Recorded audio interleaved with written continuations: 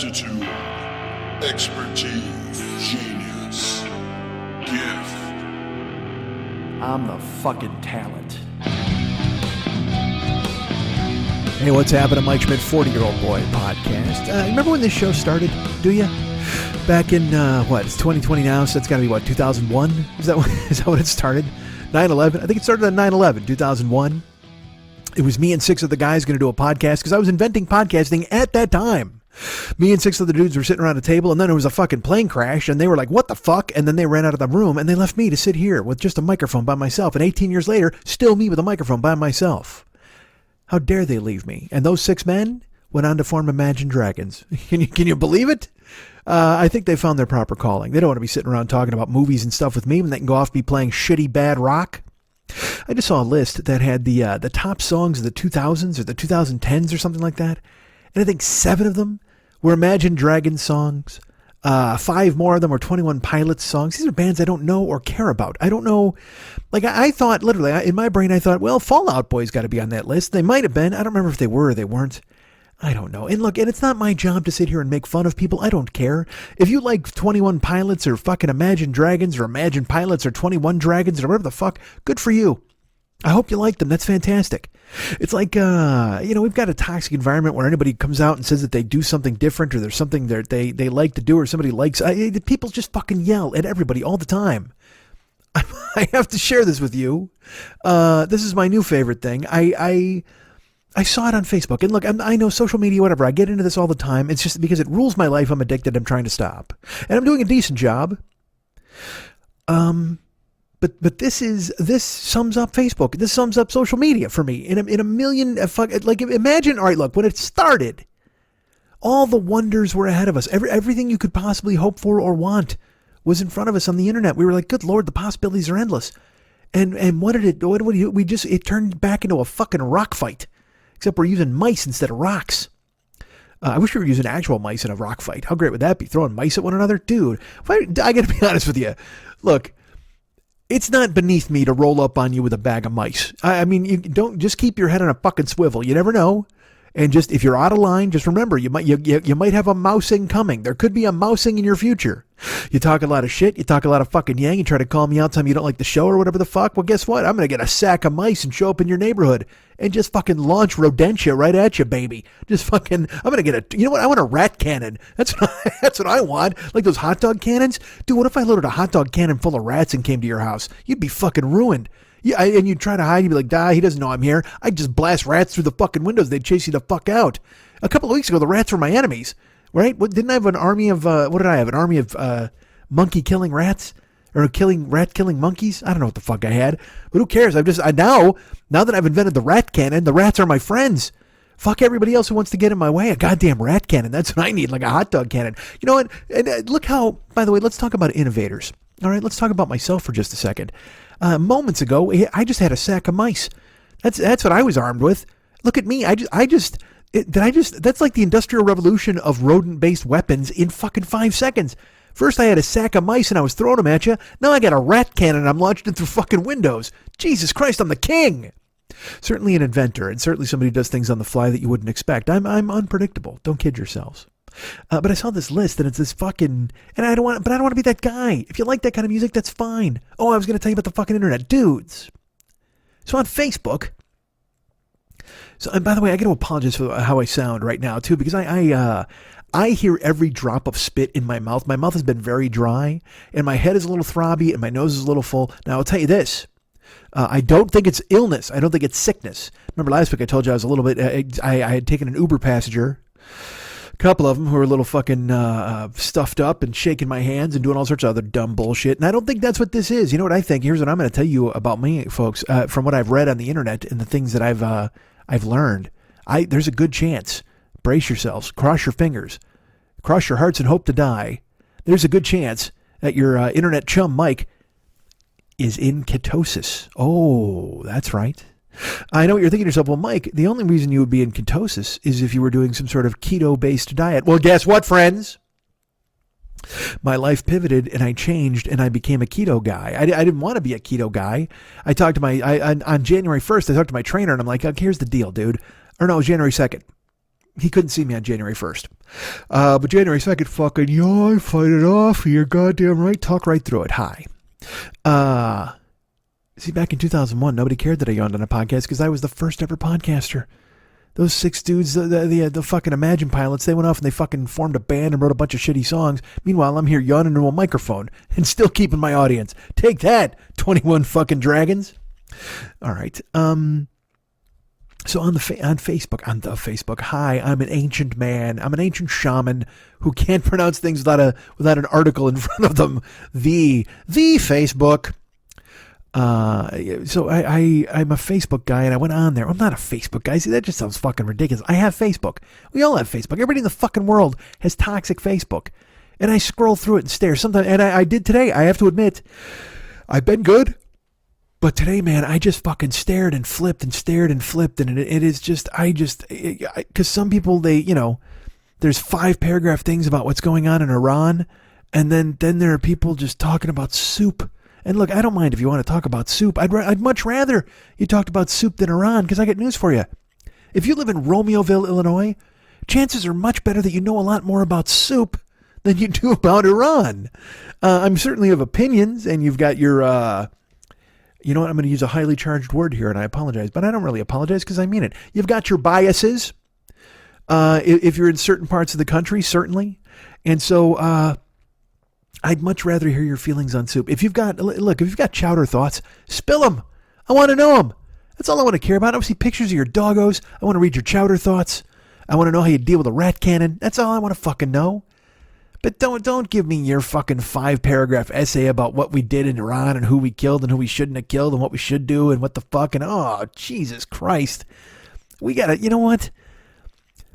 We evolve, right? Don't we evolve to become different people? Everybody grows up and you adapt to it. Like fucking fish guys became regular dudes. Like fish became wolves or whatever the fuck. Because they were fish first. They're like flopping around on the beach. And then they got legs. They're walking around. They're like, hey, I'm still like, I'm kind of a fish. But then they're a wolf. And then all of a sudden they're a man and whatever the fuck. I've seen that diagram. So that's fine. But the man now we're like, I'd prefer to go back to being fish if it's just this. But I want to be a fish who like reads books and still likes cool stuff. But I mean, whatever the fuck. You see that fucking diagram? And now I think if we're going to evolve, we should evolve without thumbs. We got thumbs, and that gave us tools and all sorts of bullshit. But thumbs are used for texting and posting shit and typing, and nobody should be allowed to type anymore. No more typing. No more putting your thoughts out there for everybody to see. Fuck. Nobody gives a shit about you and your opinions on the Middle East. You literally live in Indiana, man. I mean, these people who are just like, dude, you know what's going on? These guys in Iran, they're coming over and they're fucking stealing our job. Nobody gives a shit at all about that. But yet, there it is. It is this never-ending stream of fucking word vomit just flying out of the goddamn screen. And I stare at it. That's the thing. That's the worst part. I could be working. I could be doing great things. And look, sometimes I'll watch doggo videos or I'll fucking distract myself. Sometimes, a lovely lady will send me a video of herself with looking very attractive. Sometimes that happens. and then I'll text her back and ask for specific photos because I'm a fucking weirdo. It's not a weirdo. It's not, if you're dating somebody, it's not weird. All right, so here's the thing. No, I say that because, I'm seeing a girl recently, and she sent me some awesome photos yesterday, and then I wrote her a note, and I'm like, earlier today, and then I wrote her a note. Well, it's after midnight, so I guess it was yesterday. I'm sorry, I'm recording late again. It's very late on Wednesday night. And it was, they were nice photos, and then I was like, I want a photo like this, but doing this. And it's awesome to do that, but also at the same time, you feel like fucking Chesty LaRue, the creepy porn director or whatever the fuck. And I'm like, oh man, I don't want to fuck this up for everybody. Or is it Chi LaRue, right? Not Chesty LaRue. Maybe, maybe that's my name. Maybe I go Chesty LaRue. Because I can do that fucking pec flip thing like Brock Lesnar, although I'm certainly not as developed. But Chi LaRue is a porn director, right? I don't know any porn directors. There's like Paul Thomas, I think, was a part of. Why am I going to demonstrate my knowledge of porn directors? Here's other guys who produced porn and directed porn. I'm sure Jeremy made movies, right? He must have. And fucking John Gillis and all those other see, that's the thing. Tom Byron. Oh God, I'm going to call a roll call of fucking, who's that? Sharon Mitchell. She I don't think she directs movies, or she might, but then she became like the head of the AIDS battalion, or whatever the fuck, who gives tests to people who are in porn. And that's gone willy-nilly, right? At this point now, everybody's doing porn on the internet and porn on Twitter. Nobody's getting tested anymore. You think the Bang Brothers are out there going, hey, you got to piss in this bag before we give you a movie role? No, fuck no. They don't care. They're just trying to churn out fucking content. You think the Bang Bus is stopping at the clinic? It is not. The Bang Bus rolls right by the clinic, baby. There's all sorts of crazy shit going on in the Bang Bus. Do you think they're going to pull into the fucking the clinic and let you get off? No, man. They got filming to do, for fuck's sake. Everybody hop on the Bang Bus. That's actually their slogan. Everybody hop on the Bang Bus. We won't stop at the clinic. That's it. There you go. If you've got anything, if you've got some sort of fucking weird, I don't know, what do I want to call it? A bubo, whatever the fuck, a scab on you, they're not going to ask about it. Nobody cares. I mean, and you're in porn anyway. You're trading that shit back and forth, right? I know it's supposed to be safe and all that stuff, but like, you know what, man? If you work in a deli, sometimes you're going to cut your finger off. You work in porn, sometimes you're going to get, someone's going to throw you a fucking disease. You're going to get it. It's going to happen. Go get some shots and hope it's not going to stick around forever. Now, I'm not saying everybody should get AIDS. What if I was? Sorry, that made me laugh. What if I was? What if that was my message today? Everybody should get AIDS. What if I was putting that out there for you, man, to take and run with? You know what, man? Fuck it. You know what? I'm going to call it like that. I'm going to go ahead and draw a line in the sand. Everybody needs to get AIDS. How about that? Maybe that'll take care of the fucking people posting about their apple pies and their bullshit. Well, but I don't mind an apple pie post. That's the thing. I don't mind about an apple pie post. But if you live in fucking Terre Haute and you're going to tell me a 4-paragraph treatise about what the fuck is going on in Iran, it's like, oh, man. And don't tell me to support the troops and all that horse shit again. Jesus Christ. I guess, look, if you're a troop, good for you. Thank you. You did something I couldn't have done. And if you're still in the troop, go, yeah, awesome. That's great. I hope you got your cool clothes and you get to do whatever. But here's what I wish for you, troop. I wish for you to take pride in the things that you did. And I hope that now you are recovered from whatever you went through, and you are now able to just have a family and never leave America again if you don't want to. I mean, maybe you want to travel all over the place and see a bunch of cool places. That's fine. But if you were a dude, because I hear these people all the time, they're like, oh, man, you know what? They should, fuck Iran is causing problems in Afghanistan. Fucking back the troops, man. You talk shit, you get hit. Shut the fuck up, dude. Shut up. Seriously. Because then there's those people who are like, hey, man, are you going to go ahead and sign up and fight?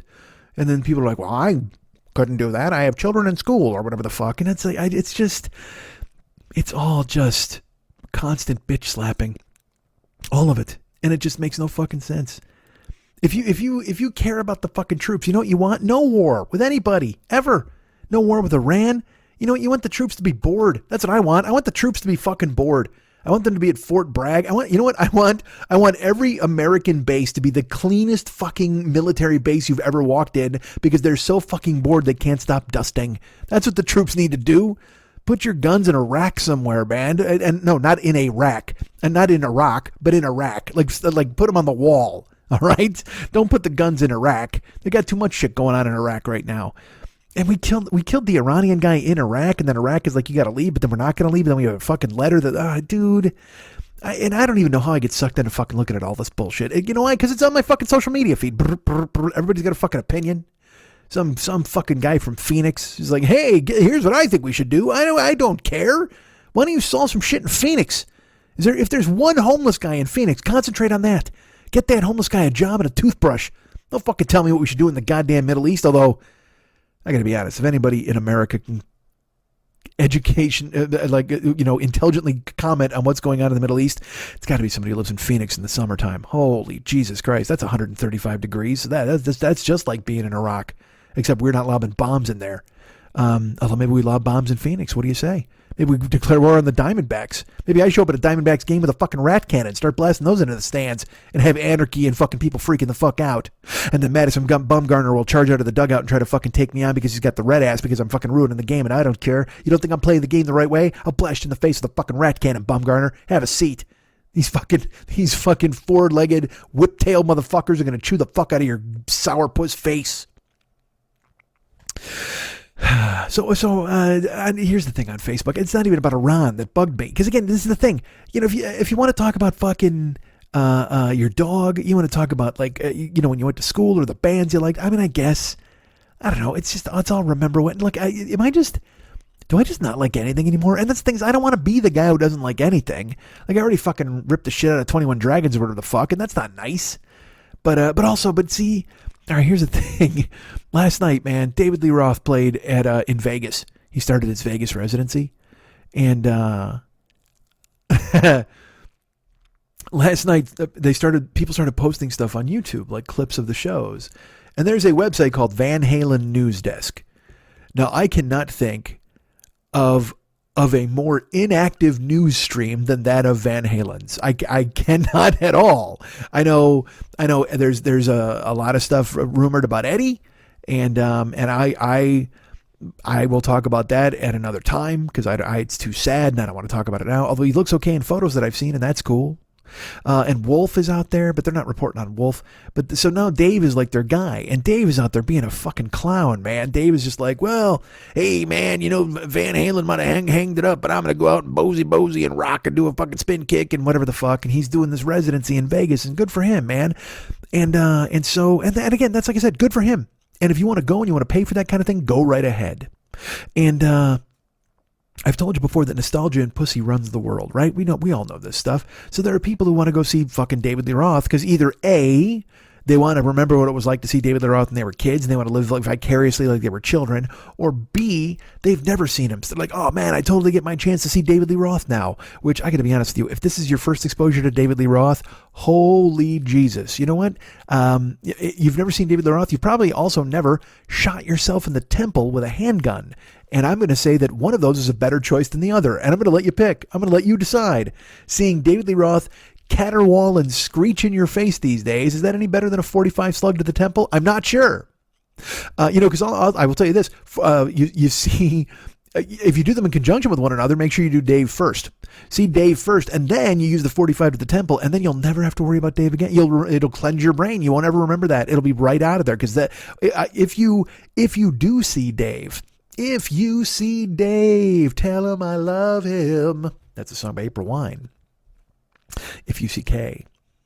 If you do see Dave, you're probably going to want Dave to be the opening act, and the closing act will be the 45 to the temple. That's the headliner. That is your headliner. If you go see David Lee Roth, he's your opener. 45 slug to the temple is your headliner, because that is it. And I don't mean... Because there's a couple ways you can take that. You can say, oh, like, are you saying that this is the final concert I should ever see because it's the ultimate music experience? Oh, my Christ, no, I'm not saying that. I'm saying that you're going to go and watch what is essentially a friend of your uncle's dance around in tight pants and caterwaul into a fucking microphone and not be able to sing anymore. He sounds like... I used to do a bit on stage. He sounds like somebody fucking a cat with a harmonica. That's what he sounds like now. It's just like just a weird mix of like air in one hole and air out the other and fucking odd noises. And oh, dude, is he terrible. He just, no matter what, I promise you, go right now and watch any of these clips from Dave's residency. Watch any one of them. And Dave's doing whatever Dave does. He's got a bunch of faceless musicians with him. All right. He puts on a weird wig. It's become that now. It's become that. Remember when he was cool as fuck? And he had the tightest pants in the business and the fucking lion's mane, and he jumped the fuck with the split kicks and did a bunch of crazy shit and stuff. That was awesome. And that was great. But he decided, you know what? Aging gracefully? That's not for me. Instead, I'm going to go straight Borscht Belt and get a straw hat and a fucking cane and do a soft shoe all over the place while somebody else plays Unchained. I'm going to sign some guy named Gary to play Unchained, and then I'm going to dance around with a fucking cane and a straw hat. And then I'm going to sing Ice Cream Man, and everybody's going to hate it. It is fucking, it's terrible, man. It is fucking terrible. And look, if you want to see it, that's totally fine. I don't care. If you want to watch a 70-year-old guy scream, then that's cool for you. But I guess in seeing the clips, all right, I watched the clips, and it's just because they just announced that David Lee Roth was opening for Kiss at the Staples Center. Can you think, all of you, right now, collectively, hive mind, put it together, can you think of a show that is more of a magnet for me to go to? Like, can you think of a show that literally says Mike Schmidt more than Kiss with David Lee Roth And I know because Van Halen for me is all about Eddie, so maybe it's a little different, but still, it's fucking Kiss with David Lee Roth opening. And dude, 30 years ago, holy shit, are you kidding me? That I kill people to get to that goddamn show. I literally go ahead. If I know it's even coming. All right, so it's 30 years ago. Okay, if I even hear rumor of that as a possible tour, you know what I do? I 2 years before that, I have sex with somebody indiscriminately, and then we have 2 kids, and then I stack them on top of my shoulders in a trench coat so we can go to the show together, and I don't have to pay for their tickets. I don't even know why that's a plan that I would make, but it's a plan out. And why are they on my shoulders? Well, I can't be on their shoulders. They're small. I don't know where my brain was going with that. It was like, I'll sneak in with a trench coat on to see Kiss, but I could just buy a ticket. Why do I need to bring a woman and her vagina into this? I probably don't need to do that. I don't need to bang anybody, ever squeeze out a couple of kids. And why even a trench coat? I mean, the kids I could just bring on my own. Why am I sneaking anybody in? I'm sure 2-year-olds will get in for free. Regardless, they announced that this Kiss and David Lee Roth thing was coming, and in my brain, because again, whenever I hear those words, because they're just fucking, I have this Pavlovian response where I'm just like, huh? Yeah? Like, I'm like, yeah, okay, I could check out Dave, and Dave opening for Kiss. Why am I not in the fucking room? Just to be in the fucking room seems like it should make sense, but then, dudes, I can't. I fucking can't anymore. I can't. You know, I saw Van Halen on the last tour like 3 times, and the band was tight as fuck. Eddie and Alex and Wolfie were fucking locked the fuck in. And my favorite part is when Van Halen fans try to treat it like Wolf's the weak link. Oh, man, Michael's not there. It sucks. Hey, have you worried about the fact that there's a grandfather who's getting punched in the kidneys and making noises and calling it singing? Have you worried about that at all? Have you worried about the guy in the front with the short haircut and who's showing videos of his dogs running through a field while he puts on a truss? How about that? Is that bothering anybody at all? How about the social security card that is making noises that you wouldn't want to hear from a woman if you were banging her? How about that? That fucking sentient social security card is out there. Every clip, go listen to them. I promise you right now, go listen, even if you want to find the 2015 tour or find the fucking Van Halen and Tokyo album. Oh, what a mess. Like, when that came out, I literally said to my buddy Pat, I'm like, dude, there's a chance they released this so he would get his shit together. Like, as a shaming tool to make him hear it and have him go, oh yeah, that's awful. I got to fucking work on this. You know what I mean? Like, it's just fucking terrible. And it was such a weird situation for Van Halen to be in, because they were like, all right, well, people want to see us with Dave, but then you're with Dave and you can't do it anymore. And so what do? You know what I mean? You can't, look, hardcore fans are going to be like, no, it's not Van Halen out Dave. But if fucking Eddie and Wolf and Alex wanted to go out with like a young lead singer, like there was this guy named what the fuck was his name, Mitch Malloy or Mitch Mulaney or whatever the fuck. He had a fucking audition for the job a while ago, and if they fucking dragged him out or any of these dudes, like any young dude, I'd fucking go instantly because the band was fucking tight. The only problem was the fucking macaw at the fucking microphone who was making noises that heretofore have not been heard in nature. You ever hear when they have those fucking videos or those audio things of whales making noises?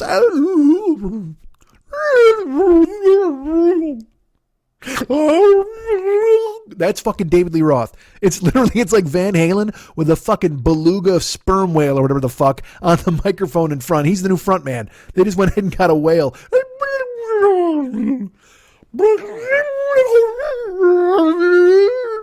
That's Dave. That's him at the fucking microphone. Holy shit, is it awful. And it's so bad. Go listen. I mean, don't take my word for it. It's available right now on iTunes. Google David Lee Roth Las Vegas or Residency or whatever the fuck. Every single fucking song, when you hear, because the band, again, it's just it's like when I saw the Atomic Punks a couple of weeks ago. It brought me back to a fucking place where I was like, yeah, man, it's fucking awesome. But then this is a faceless band, but with the real Dave, and it's worse. It's worse. Fake Dave was infinitely better than real Dave. And real Dave is it's just every single clip, listen to it. He sounds like someone threw boiling water on him just before they started recording. I'm not joking. It's that bad. He's screeching. If you heard this noise from an alley, you would run and call the cops. It is that fucking terrible. And I probably have talked about this before, and I've also tried to rationalize it in my brain to be like, well, you know, Dave, if he knows his limitations, but that's the issue, man. Motherfucking guy doesn't know his limitations anymore. He just for some reason thinks he can still do it. And if he had fucking somehow eased gracefully into aging and then lowered the register and tried to do things differently, and that would be fine, but he's just screeching. And he did, because this is also, he did 2 songs from his solo days, like a song called Big Train, which I don't know why the fuck he chose that one. But he like, if you listen to his catalog, there are songs that he could do that would be conducive to his throat now, like the way he has to sing in a much lower register. So which one does he choose from his solo act? Which from his solo years away from Van Halen?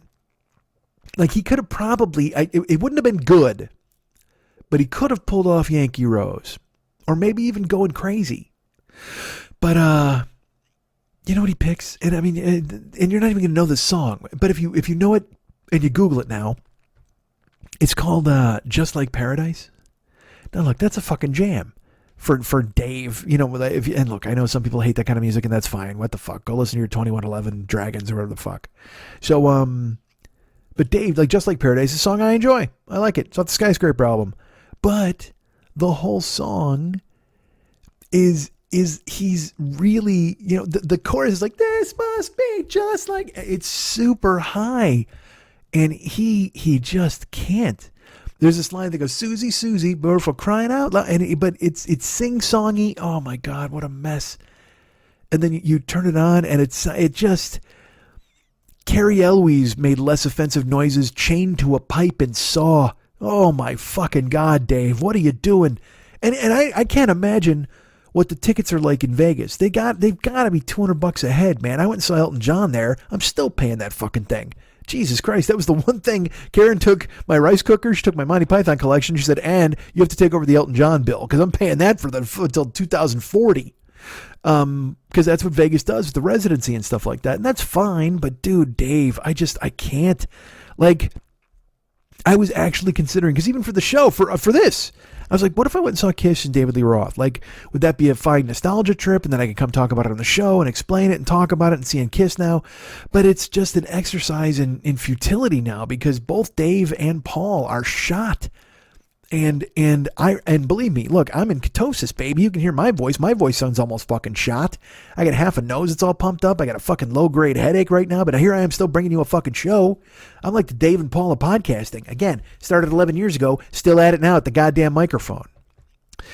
I don't know. I don't know the plan. I don't know what Dave's going to do. I know he thinks, like, he talks, that's another thing. Like, the way he uses language has influenced me so much.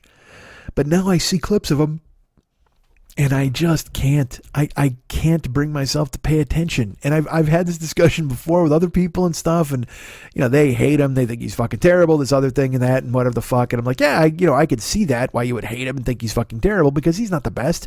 But that's okay. Everybody gets older, and you got to go ahead and give them this allowance of what they sound like, and that's fine. But I've always said too, if you're a rock star, don't quit. That you should never retire if you're a rock star. If you still want to do it and people are willing to pay to see you, then that's fine. And that's, I guess, you know what? I guess this is not me really saying, I'm not saying Dave should quit. I'm just saying Dave's awful. I mean, he can go forever. If people are paying to see you, fucking who cares? Because I will tell you this. Get this, motherfuckers. There's a website called the Van Halen News Desk, as I mentioned earlier. And that was where they tweeted that Dave's residency started last night. And then they were like, and here's video clips. So I went to the Post, where they were like, oh, and they've got clips of like all 15 songs that he did. And that's where I just sat and I watched 4 clips. And I just went, I can't anymore. I can't. Because I'll tell you what, here's the first one I watched. This is completely true. The first one I watched is Unchained. Okay? First one I watched is Unchained, and which is, you know, top 5 Van Halen songs of all time. It's got the fucking guitar, the heavy guitar in the beginning, and then the fucking drum. And then it's playing, and then Dave grabs the microphone, and he sings the second verse first. Like, he doesn't know the words. Now look, he used to not know the words a lot when he was young and drunk or high or whatever the fuck he was doing, and then he'd do that thing where he goes, I forgot the fucking words. Like, it's, you know, there's a song called Romeo Delight. I used to have a bootleg where he literally doesn't sing the whole first verse, and then he just says, I forgot the fucking words, and the baby please, they kick into the chorus. And it was charming back then. A little frustrating, but also semi-charming. But dude, now, because also, here's another reason. He's been talking shit. Like, he talks shit about the band. He talks shit about Van Halen. He's like, yeah, they got old, and they stay home, but I'm still out here and I'm getting it done, and, rock and roll. And then he said, he always used to say that they were going to change, because the band was called Mammoth, and he said, change it to Van Halen, nobody geared Mammoth, whatever. And, I don't know if that's real or true or not, but then he started to say, he just recently gave an interview where he said that David Lee Roth, arranged the guitar solos on the first album. And I just, what are you doing? What are you doing? I know he and Eddie don't like one another, okay? On the last fucking tour, Van Halen was in a fucking plane and Dave was on his own plane. He didn't travel with the band. This is completely true. He didn't show up for sound check. They sound checked without him. They only saw him when he came out on stage for the fucking show, unless they ran into him backstage. But he had his own dressing area. He was away from the Van Halen brothers and Wolf. And he would come out, with the band, and it showed. I mean, they did it, like I said, Van Halen was fucking tight as fuck, but they did it because fans wanted to have Dave there. But then Dave, he's still, because that's the thing, I don't know, does he still think he's Dave from 1981? I mean, maybe. So he could make his own rules and still be a fucking dick? I don't fucking know, man. But it just, when I read all that stuff, and again, people don't get along. And it's so funny when people, it's like when I was sad that Jay Leno and David Letterman didn't get along. I was really sad about that because I would watch them, and Jay Leno would make David Letterman laugh so fucking hard, and I wanted them to be friends, and it turned out that they were friends. They came up with the clubs together, and then Jay was doing the Tonight Show, and Dave got a little freaked out, and then Jay wound up stealing it, and all that other fucking bullshit. And I just, it doesn't mean anything to me in real life, but I'd like to think that those guys were friends and they liked one another, and that'd be kind of cool. It's weird to be let down by that sort of thing, even though it shouldn't matter to you. You should just, and also, I still listen to their art. I still loved Letterman. I still watched Leno. He lost me on Tonight Show because he went kind of fucking mainstream or namby-pamby, whatever the fuck you want to call it. But I still was able to go, all right, I dig those guys. It's like, Louis C.K.'s a shitbag, but I still think he's funny. You can separate those things. At least I can in my brain. Bill Cosby was a fucking legend. He's fucking incredibly hilarious on his albums. But, he's also probably one of the worst fucking people in the world. I mean, he's just a fucking terrible dude. If half of the shit he's been accused of is true, fuck that fucking guy. Throw him in a fucking hole. Fuck a cage. Fuck a goddamn jail. Dig a fucking hole and throw him in it. Let him crawl through a pipe like Shawshank but never get out. How about that? Ooh, I just invented a cool ass jail. Hey, for the worst fucking criminals, let them fucking, they can crawl through a pipe like in Shawshank, like a shit pipe, but then they never get out of the shit pipe. Like when they dump out, they just dump into a bigger pile of shit and there's another pipe they got to get to get out of there. Dude, how amazing is that fucking plan? Look at me, the king of prisons. I just fucking invented a bunch of cool ass shit. Hey man, what if you climbed out of a shit pipe and somebody shot a rat cannon in your face? Now we're talking. That's punishment. That'll make you walk the straight and fucking narrow. Now you're not going to murder anybody again, are you? Now you're not going to steal those Twinkies. Put them back, buddy. Because you steal those Twinkies, you'll end up crawling through a river of shit, but you won't come out clean on the other end. You'll come out rat covered. You'll come out and fucking get a rat blast in the face. Woo-hoo-hoo-hoo. I'm going to call my rat cannon Rat Blast. That's fucking cool. So Dave is just, he's just a fucking mess, man. But again, like I said, his old stuff, yeah, I can totally be on board and stuff, but now I can't separate the guy from the fucking stuff because it's just terrible what he's putting out there.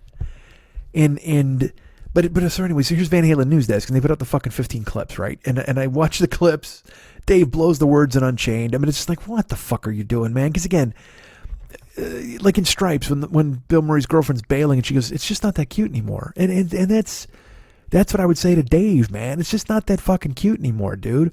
I know you're smiley and you're running around, you're on a rug, you're sliding around, your fucking bell bottoms and your fucking tight leather. And look, that motherfucker's in shape.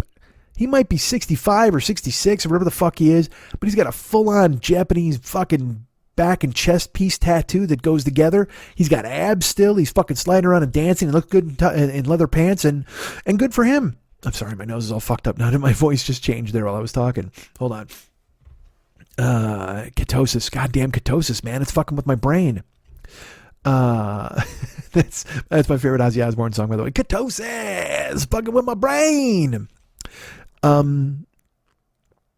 But so Dave's out there playing the role like he still thinks he's fucking 28.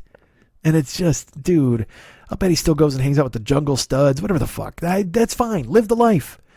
But then you're just ripping people off for $200 a head when you come out there and you do your fucking weird ass spin dance. If you saw him at a county fair, you'd be angry. Like I literally, if you paid $20, and again, don't retire. But it's fucking sad when this happens, man. So he fucking comes out and he sings, and all these posts are on the fucking Van Halen news desk. They're like, check out the set list below, and then all the clips from the songs. And like I said, I watched like 3 or 4 clips, and then I scrolled down to the comments. And again, it's the Van Halen news desk, so they've done this thing where they've always chosen sides. They love Dave, they hate fucking Sammy. But I guess I hoped that they would be able to be truthful or realistic, or maybe that's just me, and that's my own fucking hang up in my own bag. Because in the comments that I read, and by the time when I was reading, there was only like 40 comments up, but these guys, they fucking loved it. And here's, like, if you say, oh man, I've wanted to see David Lee Roth forever, I was just happy to be in the fucking room. All right, I get that. But if you start posting shit like, God damn, Dave's got the fucking chops, man, his voice is back. Oh yeah, time off really helped Dave. He's fucking crushing it, man. And you delude yourself. Because I've done plenty of that. I deluded myself on the 2015 tour. I made excuses for him, And some nights, 1 or 2 of the nights, because I saw them 3 times, and then I saw that truncated Jimmy Kimmel thing. And he sounded really good at the Jimmy Kimmel thing. Some songs he can pull off, but then other songs you're just like, oh no, like you got to bring it down, man. And that could be something that would be, I don't know, maybe pieced together with a fucking sound check. You think you could do that, buddy? Maybe then you can get with the band and go, hey, maybe we play this a little lower, or I can't hit this fucking note. Or no, instead you just arrogantly think that you can fucking do what you did when you were a kid, even though it's clear that you cannot. But I guess it doesn't matter. When you have a sycophantic army of fans with quotation marks around it, it's telling everybody how great you are no matter what you do. They're just happy to be in the room. And I've been like that. I've had that experience. You're just happy to be in the room. You're just happy to see something you loved for so long. You finally get the opportunity, and you couldn't possibly admit it was bad. Like I felt that way with Hateful Eight. I still haven't watched it again, but I mean, in the theater, it was funny because I saw it with my ex, and it was her first Tarantino movie, and I was just like, God damn it. She's seeing this first? This is a fucking drag, man. Because now I knew she wasn't going to want to see any of the others. And I mean, and honestly, I was like, oh, what am I going to say? No, there's really cool ones. You know what I mean? What the fuck? You're done at that point. And, but if you just say you want to go for nostalgia reasons, that's fine. But if you delude yourself into thinking things are great and things are really good, I mean, it's rough, man. It's fucking rough. So he put out, I mean, I don't even know how I got into this fucking topic. Jesus Christ, how the fuck did that happen? Some things never change in 19 years or the fuck, however long we've been doing this show. Yeah, 19 years now. It's 2001, 2020. So I don't even know. But like I said, I can separate, I mentioned Louis C.K. It's like, it's funny. I've been watching, all right, I've done a deep dive on the Great British Bake Off or Great British Baking Show, whatever the fuck it's called. I've talked about it on here before. I cannot stress to you how much I love it. I cannot stress it enough. So I hooked up my Netflix in November, and I watched a whole season, Netflix week, and then Netflix has like 7 fucking compilation series. So I'm like, all right, I'm in. So I've been watching those for weeks. Like if I have some downtime or whatever the fuck, which I know I shouldn't have downtime. There's always work to do, but it's still. I'll climb on the couch and be like, all right, I'm going to watch some fucking baking show. Let's do it. And the baking show that there's new hosts now. Noel Fielding, who did Luxury Comedy, which I fucking loved. He's now one of the hosts or whatever the fuck. But it used to be Sue Costello? No, not Sue Costello. I don't know what her name. Sue Perkins. Sue Perkins and this girl Meryl, they were the hosts. And then Mary Berry was one of the hosts or one of the judges. along with Paul Hollywood. Now, if you don't know who Paul Hollywood is, Paul Hollywood's a baker who wound up becoming a television star. Okay, so he's judging on that show. He's got his own other show. He's got a few other shows, and I don't know what it is. I when I first saw him and I started watching him and stuff like that, I was like, this is the kind of, that's what I want to look like and how I want to be. Like, I want to be that dude. I don't know if it's just because he's confident or if it's because I think he's really good looking. He's got these ice blue eyes. He's got he's got the silver hair, the silver beard. He pulls it off. And also, I think, in watching it and stuff, I think probably the fact that he's so respected for what he does and he kind of intimidates people, that's kind of cool. But also, he does this thing where, he's in shape. I won't lie. I mean, it's a lot of projection on my fucking part. He's able to wear button shirts outside of his fucking jeans. And he wears jeans or whatever the fucking button shirts, and he looks really good. And I've always aspired to that, and I'm incredibly jealous, probably. So that's like, I'm like, oh man, I would totally love to do that. I'm not jealous. I mean, what the fuck am I jealous of him for wearing a shirt? No, I mean, I envy it. It's something that I would like to do, and it's, I can't. Yet, who knows? We'll see what happens in the future. But I've fucking destroyed my body. I fucking massacred it. And also, that dude's a guy who lives for baked goods. He's eating a billion fucking things. He's judging them. He cooks in his own bakery or whatever the fuck. If he had one, I don't know if he does anymore. But that dude, he should be the fattest fucking guy on the planet. He should, you know what? We should switch bodies. I should be that dude because I'm just a podcast idiot, and he should be me because he's eating baked goods all the time. He should just be a fucking monster. Let him have ketosis. Go ahead and experience it. It's tough to experience ketosis when you're eating a fucking meringue or a pile of meringues in a fucking Dequois. So Paul Hollywood's my guy. And I will tell you this. There's been 3 different women that I've asked about Paul Hollywood. I'm like, he's really good looking, right? And they've all said nope. My ex, I watched it at her house, and she's like, "No, he doesn't do it for me. I don't know what it is," which would be the one person she never told me was good looking. Shockingly, normally she'd be like, "Yeah, no, hot," and I'd be like, "What?" And then, this a person that was very nice that I'm kind of friendly with now. I showed on Thanksgiving week. I was like, "Hey, this guy," and I was like, "Hey, he's like really good looking, right?" She's like, "Nah." I'm like, "Really?" And she's like, "Yeah, the thing is he's kind of arrogant and stuff." And I'm like, "Yeah, but that flies. That's the thing." And she's like, "Well, maybe it's his confidence or something that you're responding to." And I'm like, "I don't know, man. How do you ditch me on Paul Hollywood, for fuck's sake?" But then yesterday, I was here at the house, and our friend Michelle was in town, and Michelle came to my place to watch some TV because we were going to go to a movie, and then it turned out we were like, And she's like, "Well, maybe we can watch a movie at your place." I'm like, "Yeah, it's cool." Then we got some barbecue, and I know keto. I just ate brisket and brisket chili and some collard greens. And that's what's put me into ketosis. Oh, my head it just feels like it's filled with cotton and grossness. But from what I understand, that's good, right? That turns it around. So she was like, so she's watching it with me.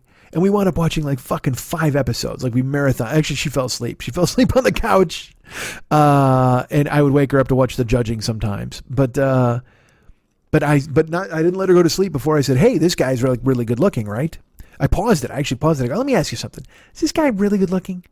She's like, "Eh." I'm like, "What?" She's, "I don't know. Yeah, I don't know. It's not and I mean, maybe it's just me. Maybe I'm just queer for the dude. I have no fucking idea. But the fact that I would ask 3 different chicks I just assumed, and also 2 of those chicks are banging me. So I mean that's way out of the fucking realm of possibility that they wouldn't like that fucking guy. But that's fine. I mean I was happy. So the Michelle was a perfectly how do I put this? She's just this is her first experience with the baking show, and the same thing with the girl who was here over Thanksgiving. This is their first. Well, I mean, I guess the same thing for my fucking ex too. Nobody saw this. What if they did? What if all 3 of them had been seeing him, privately lusting after him, and then when I introduced them to him, they were like, "No, I don't know what you're talking about." But no, last night she was just like, "I don't know."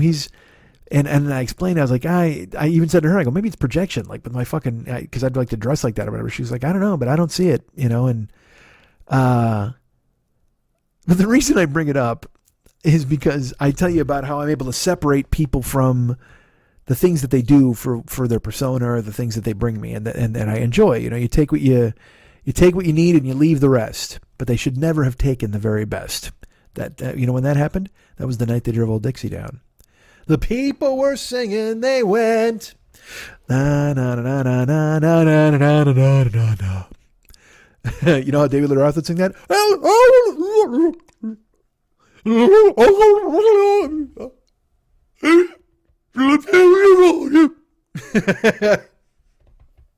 Oh, it's David Lee Roth fucking whale singing on stage. Hold on, I'm going to drink some water because my head's going to fall apart from ketosis.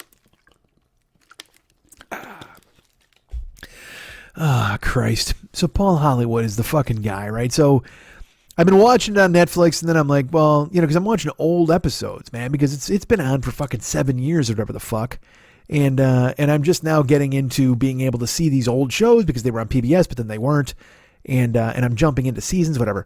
So I'm like, I want to see what's going on now, because I know that there was a thing where they moved channels, and then Sue and Mary left. Meryl? I want to say Meryl, but I say Mary. They left, as well as Mary Berry left. Mary Berry left because they were like loyal to Channel 4 or whatever the fuck, or loyal to the BBC, whatever. And then Paul Hollywood is like, fuck that. I'll take $1 billion. That's fine. Because they knew they needed one person from the baking show. So once Sue and Mary and the other Mary or whatever the fuck said no, they went to Paul Hollywood. They go, we will give you all of their money. And he's like, that's fine. I'm in. He said, that's fine. It's overworked. I can't do his Scottish voice, but he's Scottish. So I wanted to Google it and see like what was going on and how many seasons there were with them and Mary Berry or whatever the fuck. But I also didn't want to give away the winners of certain seasons. You know what I mean? Terrible. But I Googled Paul Hollywood. And I know you're thinking, well, Mike, you were just jerking off to the guy. Shut up. Don't make me come to your house with a sack of mice. I Google the fucking guy, and what's he doing with himself these days? Well, he's back on fucking baking show. But he came to America a while ago to do, like, I guess they did an American baking show. I think I even watched it. And it was hosted by a chick from Food Network and Paul Hollywood. But then when I Google Paul Hollywood, dudes, do I get stories about crullers? No. Do I get a story about a nice Danish coffee cake? No. Do I find a story about rye bread? No. I find out that Paul Hollywood fucking railed the chick from the Great American Baking Show while he was still married. Because again, it's England. They're going to find that shit out. And this is like 5 years ago or whatever the fuck. So he bangs the shit out of the fucking chick from the American Baking Show. And then he's married. He's married like 23 years. And then he goes back to his wife and he's like, I'm sorry, she was overworked. And the wife's like, all right, no problem. And the wife's like, I'll take you back. Which, you know what, good for her. Good for Mrs. Hollywood. Because you know what I do at that point? I Billy Joel the shit out of that guy. I say goodbye to Hollywood. But no, he comes back and the wife takes him in. And then the tabloids have a field day with the fact that Paul Hollywood is railing fucking American pussy. And everybody's like, whoa, what the fuck, man? You're a beloved judge. And he's like, whatever, I'm sorry. And he apologizes to the wife. And then I see there's a tabloid story. Because, again, that's the first thing that comes up. And then I scroll down. And it turns out that's from like 2 years ago. And now fucking Paul Hollywood leaves his wife of 25 years now, or 23 or whatever the fuck. He leaves her. And to fuck, he's banging like a 23-year-old barmaid or a 22-year-old barmaid. And they got a picture of her. And she looks like if the Real Housewives of Beverly Hills formed a Voltron. That's what this fucking chick looks like, but young. Just giant cannon fucking tits and huge backyard shelf and just the whole fucking thing. And giant lucite heels. She's just walking with him. And I'm like, oh, man. And you know what? Good for Paul Hollywood, I suppose. Even though you're a shitbag, you got a fucking wife. What the fuck are you doing? And believe me, I'm not one to talk. I've done the same dumb shit. But, and I get it if you got money, then different kind of pussy shows up and you can do whatever the fuck you want. It's like, they always say rock stars and athletes have like deals with their wives and whatever. So and that's how it's supposed to fucking swing. But But Jesus, you wouldn't think that a baker would have that deal with his wife, right? You wouldn't think that some guy who's making fucking tweels and Zweebacks would be like, hey, I get to rail any pussy that I want and you'll stick around, right? Is that cool? And she's like, yeah, no problem. Just keep bringing in the dough, buddy. That's fine. Oh, the dough. Oh, fuck. I can't believe I said that. But you know what I mean? But yeah, just keep coming in with all the cash. And it was fucking embarrassing reading it. And then, then they're dealing with the wife and she's like, I never thought Paul would leave. She's got some fucking sad sob story that she sold to the tabloids. And like, I hope she got half of his fucking money. But at the same time, will this affect the way I watch him eat a fucking cupcake? No. Will this affect the way I watch him eat a Bakewell tart? It's floating in the back of my mind. Like I said, I can certainly separate these things and enjoy the work that they do and not think about their personal lives and how fucking terrible they are. But at the same time, it's still fucking, it's like Howard Stern did the same thing to me, man. With Howard fucking Stern and Letterman. Letterman was banging fucking interns or whatever the fuck in some secret broom closet. It was funny. The story was Leno hid in a broom closet to listen in on NBC meetings and everybody's like, what a fucking dick. And then it came out that Letterman was railing interns in a broom closet. Everybody's like, Dave, you shouldn't have done that, buddy. And then he apologized. Everybody's like, cool. I don't know, man. That should have stuck to him a little bit more, probably. Although he's trying to make amends now, and that's good for him. But the fact that I want to separate this kind of stuff from anybody. What the fuck was I talking about? Who was I going with? I went with Hollywood and then Letterman, Leno. I didn't even know what the fuck it was. Oh, Stern. Fuck. I saw Private Parts, man. I read the book. I used to listen to Howard in Chicago, and he had his WOR show was on in Chicago for a while, and I was on board. I was like, this fucking guy's funny. I mean, did I like everything he did? No, because he did a lot of fucking dumb shit with a lot of the Whack Packers and Beetlejuice and all that fucking dumb shit. But at the same fucking time, look, for me doing this show for an hour to 2 hours every single week, usually 2, but sometimes an hour, whatever the fuck, that guy's doing 4 hours of fucking radio a day. That is fucking hard. And hey, look, he's got Fred and Robin and whatever the fuck. But still, it's hard as fuck to do. He's got a writing staff and everything, but it's very difficult. So, and for him to constantly be putting out content, becoming number one and fucking driven and hardcore and fucking trying to, and I dug it, man. And the best part of it was he did terrible things on the air. And then in his book and in his movie, he sold you that he was a family man with his wife, Allison. And you're like, that's fucking cool. I mean, it's, he's doing fucking lesbian dial-a-date and fucking fake gargling semen and all this other dumb shit that he did on the air. And then he goes home to his wife. And also his wife was with him through all the fucking, she was there in Detroit. She was there in every fucking bad market. Every time he's sleeping in a car, every time, all that shit. She fucking traveled from city to city. And in the movie and in the book, he says she's the only reason I kept going. She just kept me fucking going. And then the movie comes out, and I think it's 6 months later, he's banging Linda Evangelista. It's like, what? Or Angie Everhart, or one of those fucking chicks. And it's like, wait, whoa, dude. One of the reasons you were palatable, one of the reasons that we were willing to give you a pass for doing voiceovers of your dead aborted fetus was because the wife was on board and everything was fine. Now look, maybe she left him and that's cool too, but it still made me just kind of go, oh man, what the fuck? Like, and again, it's because we all want all of our fucking entertainers to be friends. I wish Dave and Eddie were the fucking best friends. I wish Letterman and Leno were best friends. I wish Howard and Allison were still together, all that kind of shit. I mean, it's just in your brain, in your mind's eye, you root for their happiness individually and together. And then when you see it kind of just fucking go the other way, and look, maybe they're both happy now. He marries a chick 25 years is younger than him. That's good for him. Good for the 25-year younger chick.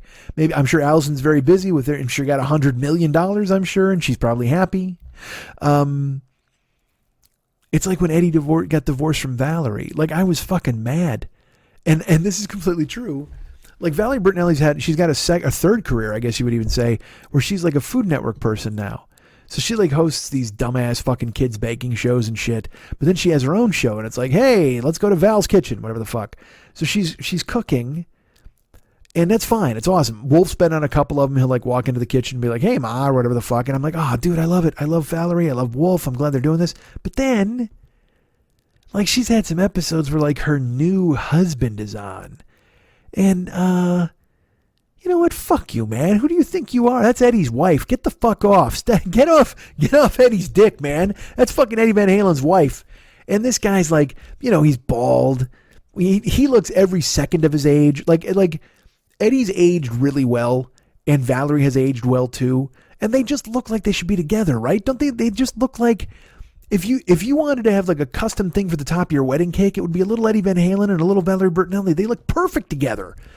And then, he probably did 1 million pounds of coke and drank and fucking ran through pussy from fucking Connecticut to California. And she was like, hey, you know what? I'm done. And she fucking moved on. They had one beautiful son who they've raised and done a really good job with. And Eddie hit the skids for a few years, but now he's got his new wife, Janie. And you know what's funny? Like, I'm not mad at Janie. I'm not mad at Janie at all for marrying Eddie. If anything, I'm happy that Eddie's got somebody to take care of him. But on the other fucking side of the coin, I'm like, hey, this motherfucker who's... Because also, maybe because I had my own crush on Valerie as a kid. So maybe I'm mad at that guy for not only... Maybe, like, did I have it shot when Eddie left? Of course not. That never fucking happened. But at the same time, this fucking guy... Eddie's not yours. Or fucking Val's not yours, man. Back off. Who the fuck do you think you are? You're a fucking... investment firm idiot or hedge fund or whatever the fuck you do with your life. I don't even know. He could be a sculptor or a constructor. I don't know what the fuck he is. Maybe he's a sculptor. Then again, no. I don't know what the fuck he does. But keep your hands off the fucking merchandise, man. Val's Eddie's. And Eddie is Val's. Janie, you back off too. I don't really care, Janie. You can go ahead and be married to Eddie. But you fucking... And his name, he's got some... He's like Bobby Gabagool or she's some fucking crazy Italian guy. Salvatore Tetrazzini. And fuck you, Salvatore Tetrazzini. Let your hands off Bertinelli. Valerie went straight for the fucking Italian guy. Hey, how you doing? It's me, Anthony Ravioli. Hey, how you doing, Val? I'm going to fucking do you one day at a time.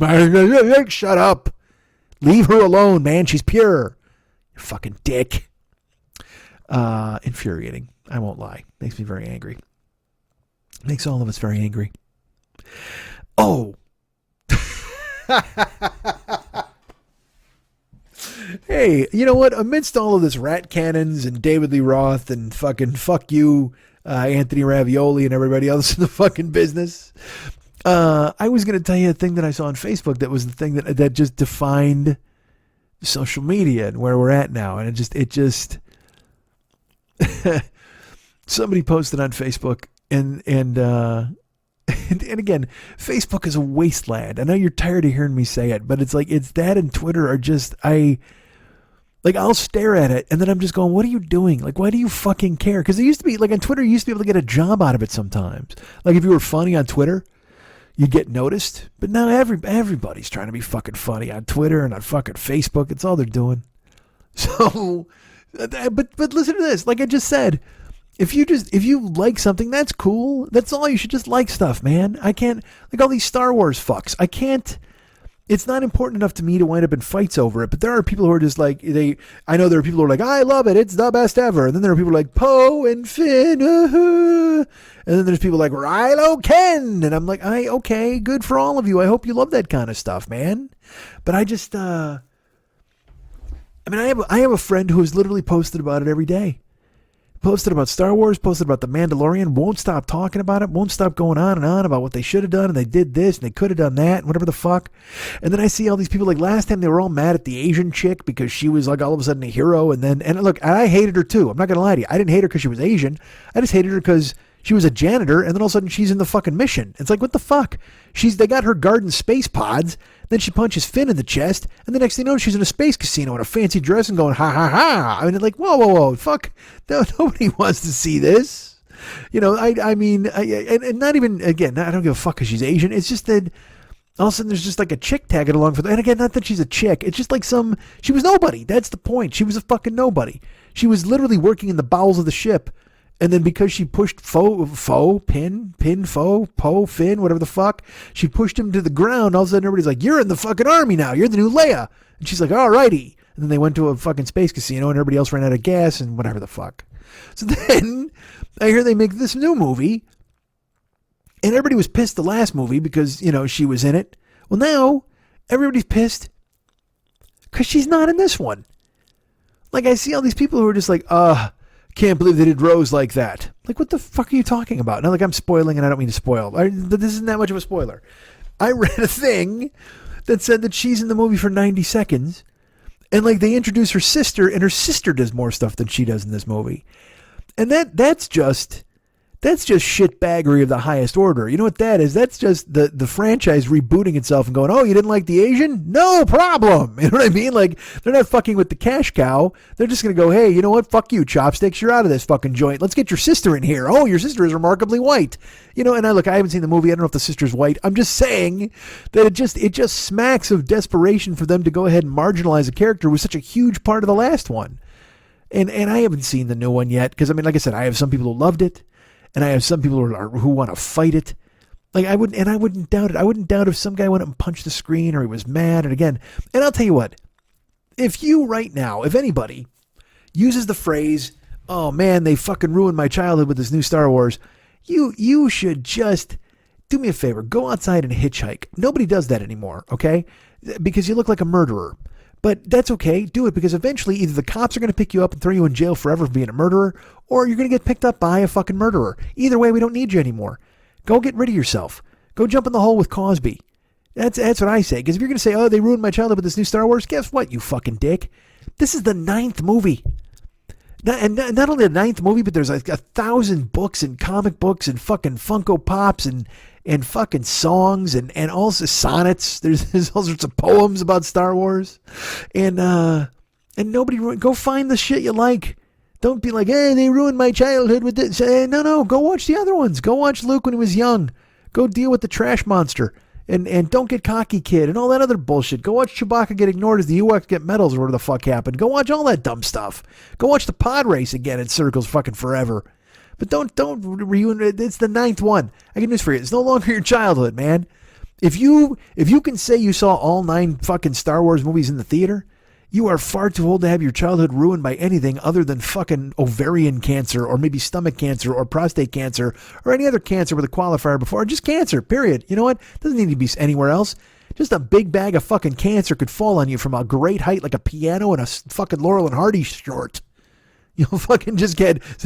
What if that happened? You know what? There's some workmen, and they've got a big pulley system just to put a big bag of cancer on the top floor. You're just walking around minding your own business in old-timey Boston. What happens? A dog barks, a guy jumps, he drops the rope, boom, a giant bag of cancer falls on you like a piano, and you just lay there like, wah, wah, wah, wah.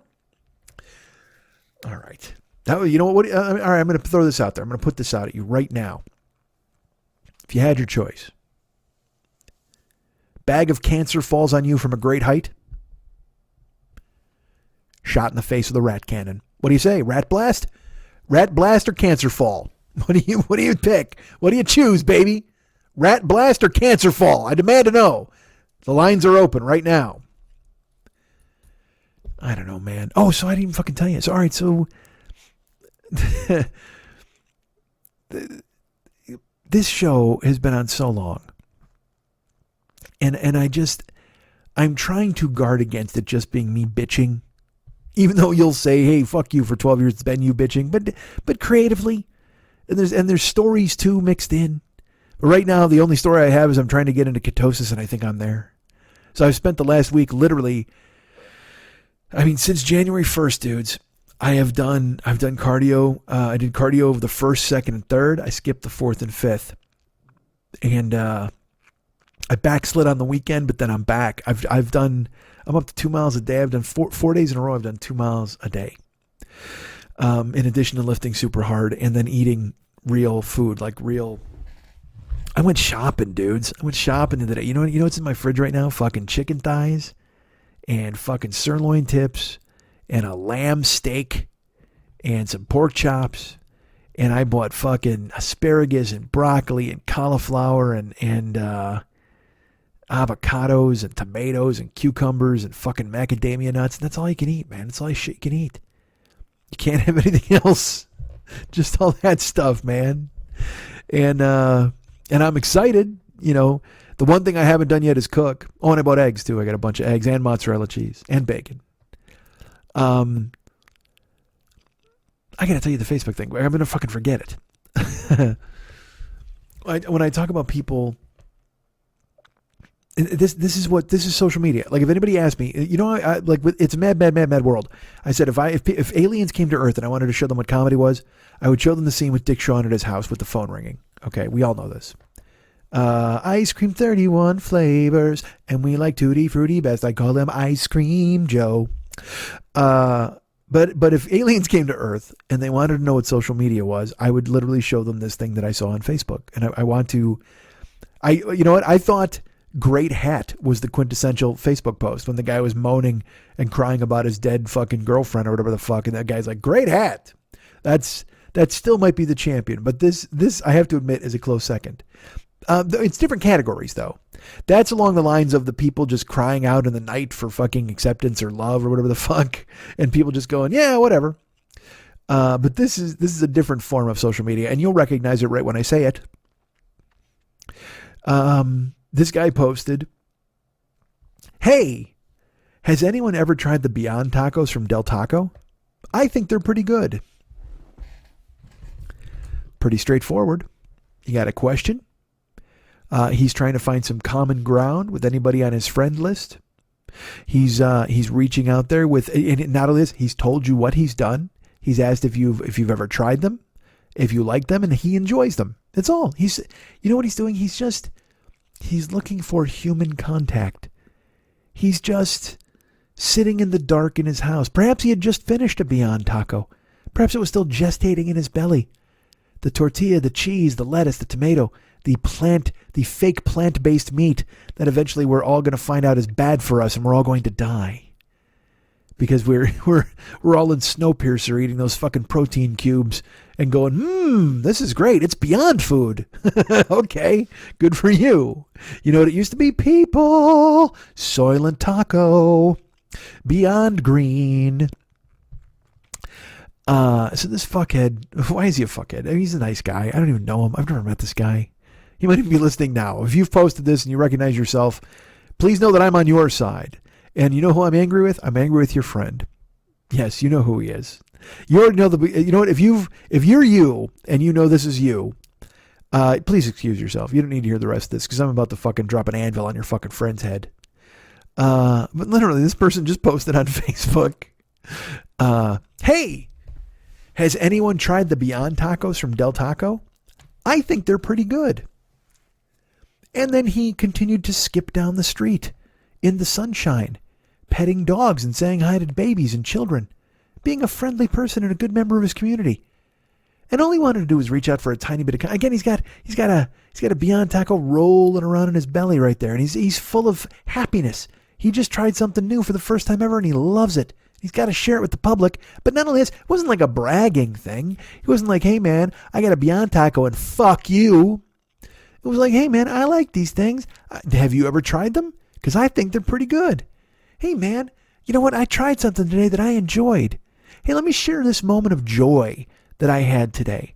I had a taco that I'd never thought I'd try. You know what? I'm a 37-year-old man. And never in my life did I think that they would make a beef substitute out of plants that tasted just like a goddamn beef. And yet they dice it up and throw it on tacos. Like, look, if you made me some kind of fucking beef Wellington, and then at the end of I ate it, you were like, that was horse, but it still was delicious. I'd have to admit it was delicious. I wouldn't like you fooling me like that. But now I get the choice. I can go to a fucking Del Taco, and I can have a delightful chopped ground beef. I could have a chicken wawafita, or whatever the fuck they have. A crunch wrap, perhaps. I can have any number of supreme things at Taco Bell, or I'm sorry, at Del Taco. But instead I chose the Beyond Taco, and I like it. I enjoyed it. It tasted good. Has anyone else out there tried it? And within a minute, because the time posts are on Facebook, within a minute, somebody posted, you know what, I have to see it because I have to get it right, because I have to make sure that I read it exactly the way it is, because I love it so much. Within 1 minute, a guy swooped in and just wrote 7 words. This guy just wanted to know if anybody else out there had the same sort of human experience as him. And then his friend swooped in and wrote, Del Taco is trash. Taco Bell forever. I mean, dudes, the guy, there was no poll. He was not taking a show of hands. He literally asked, has anyone tried this? I think they're pretty good. This motherfucker comes in with a goddamn mace, like a spiked mace, swinging it over his head like fucking Sir Lancelot, and just smashes his buddy in the face. He's got a Taco Bell mace, and he smashes him right in his fucking Beyond Taco Del Taco stomach and drops him to his knees. He didn't say, hey, does anybody out there like Del Taco? Or do you like, or what do you think about this? Is, food wars? None of this bullshit. He's like, hey, man, anybody ever tried these tacos? I think they're pretty good. Wait, and he didn't even, you know what? There wasn't even the courage of his convictions in that. He wasn't like, they're the fucking best tacos ever. Fuck you if you don't like them. You know what? Here, eat my Beyond Fist if you don't care for these fucking tacos, you motherfuckers. No. He gently asked. He was like a fawn. He was like a little fawn in the forest. And you're standing there with a handful of cracked corn, just dry corn, and you're holding it out there, and the phone is like coming up. My sniffing sounds like an old school typewriter. Whenever anybody's typing on an old typewriter, I got a Smith Corona nose. All right, that's me. That's me. Here, this is me typing. I'm gonna do this.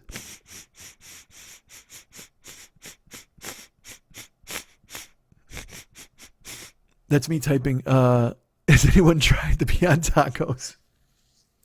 Ketosis, what have you done to my face? He was a gentle fawn in the forest. And he was just looking to nibble your corn. That dude just wanted to nibble your fucking corn. And the other dude held out a handful of corn and then just fucking swung his mace and smashed that dude in the fucking head. He hit him with a fucking Taco Bell Chalupa branded baseball bat and dropped him right there in the fucking Taco Wars. Why? What's the fucking issue, man? It's just, but that's what I mean. There's no conversations anymore. It's just bullshit. And it's people freaking out over shit that they don't want to fucking really freak out about, but they do because they think they're supposed to. I don't fucking know. Did you see there was a church shooting like fucking 2 weeks ago, whatever the fuck. I don't know when it was. And they showed a clip. There's like a 45-second clip. All right. So there's a church and everybody's praying. And there's some fucking jittery asshole in a trench coat. And like, I got news for you, man. I don't give a fuck if you're at a car dealership, a fucking Del Taco, a Taco Bell, or a church. If you see jittery asshole in trench coat, nothing good's about to happen. Nothing at all. This dude looks like fucking Dave Chappelle being a junkie on his show in the old days, just Tyrone Biggums or whatever the fuck, scratching his neck. And this is what this dude was doing. He's like scratching his neck. He's looking around. You're like, oh, man. He gets up and he kind of jitterbugs around a little bit. And on the other side of the room, there's a fucking security guard. Okay, it's a church. And, fucking fake Dylan Klebold gets up and Columbine's around the fucking room for a little bit. And people are praying. And I will say this, man. It's like a 50-second clip. And there's no sound. But like, I don't know if the preacher's talking or if the people are just praying in silence or if is this the handshake part or everybody's got to give money. I don't fucking know, man. I've been to church. They give everybody the fucking, everybody gets the body of Jesus. They get to fucking chow down on that, get to sip some wine out of the cup. And then everybody fucking does their peace be upon you fucking handshake thing. That's right. I'm not a complete heathen. So this fucking guy, he stands up and he's doing like, and I mean, he's trouble because everybody else has got their head bowed talking to Jesus, and this guy's doing a Chuck Berry duck walk along the back of the church. It's like, all right, well, this guy's going to be a problem. And the security guard's frosty, he's just standing there and he's not tipping anything off. So then fucking, the fake Klebold gets up and he walks over to the door. Now I will say this, he kind of fiddles with the door, and my speculation is that he locked the door. That was what I was thinking, is that maybe he locked the door Chaz Palminteri style. So he's like, now you can't leave. Say hi to your Jesus because I'm about to fucking smoke you idiots. So he stands up and kind of fiddles with the door, and then he pulls out a rifle, or I don't know what the fuck it was, a shotgun. I don't know what the fuck. I don't know. It's a long gun. Doesn't look like the best gun for a church shooting, and I don't want to know that I have an opinion on that. But wouldn't you want to pull out, like, wouldn't you want to just fucking, if you're gonna shoot up a bunch of fucking people, don't you want to go Boondock Saints two-fisted?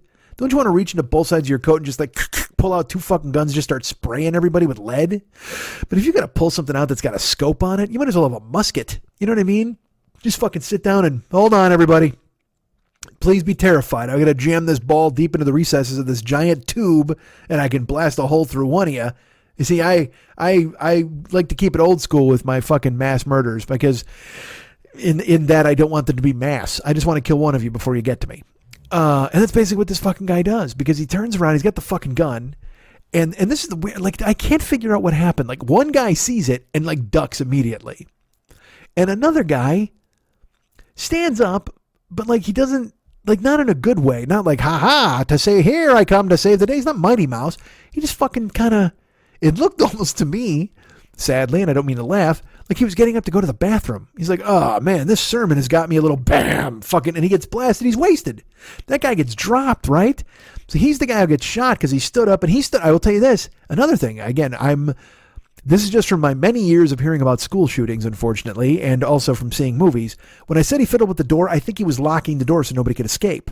And also, he takes the fucking rifle and he shoots at in the general direction of the security guard. But for some reason, this dumb fuck stands up in front of the security guard and gets fucking planted. So that guy gets a fucking lead sandwich and he goes down. And then Jitterbug, because like I said, if you got a bunch of handguns, you just start fucking wailing, right? You just fucking keep firing. And this guy didn't have an AR-15 or anything. At least I don't think he did. It just looked like some old timey fucking, like he was gonna shoot a 9-point buck. A lot of deer imagery in this fucking show. So he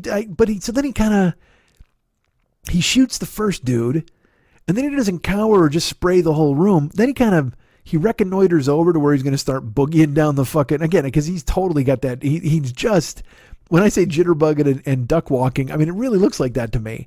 And then he kind of tiptoes over by the wall, and the security guard now is like, he's got to be 40 feet away, 50 feet away. I don't know. It's far.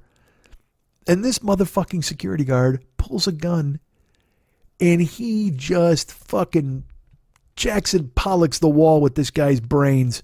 This Jitterbug gets up, checks the door, shoots a guy, does a fucking spin move, and security, when he pulls on him and just puts one in his fucking head and drops him, man.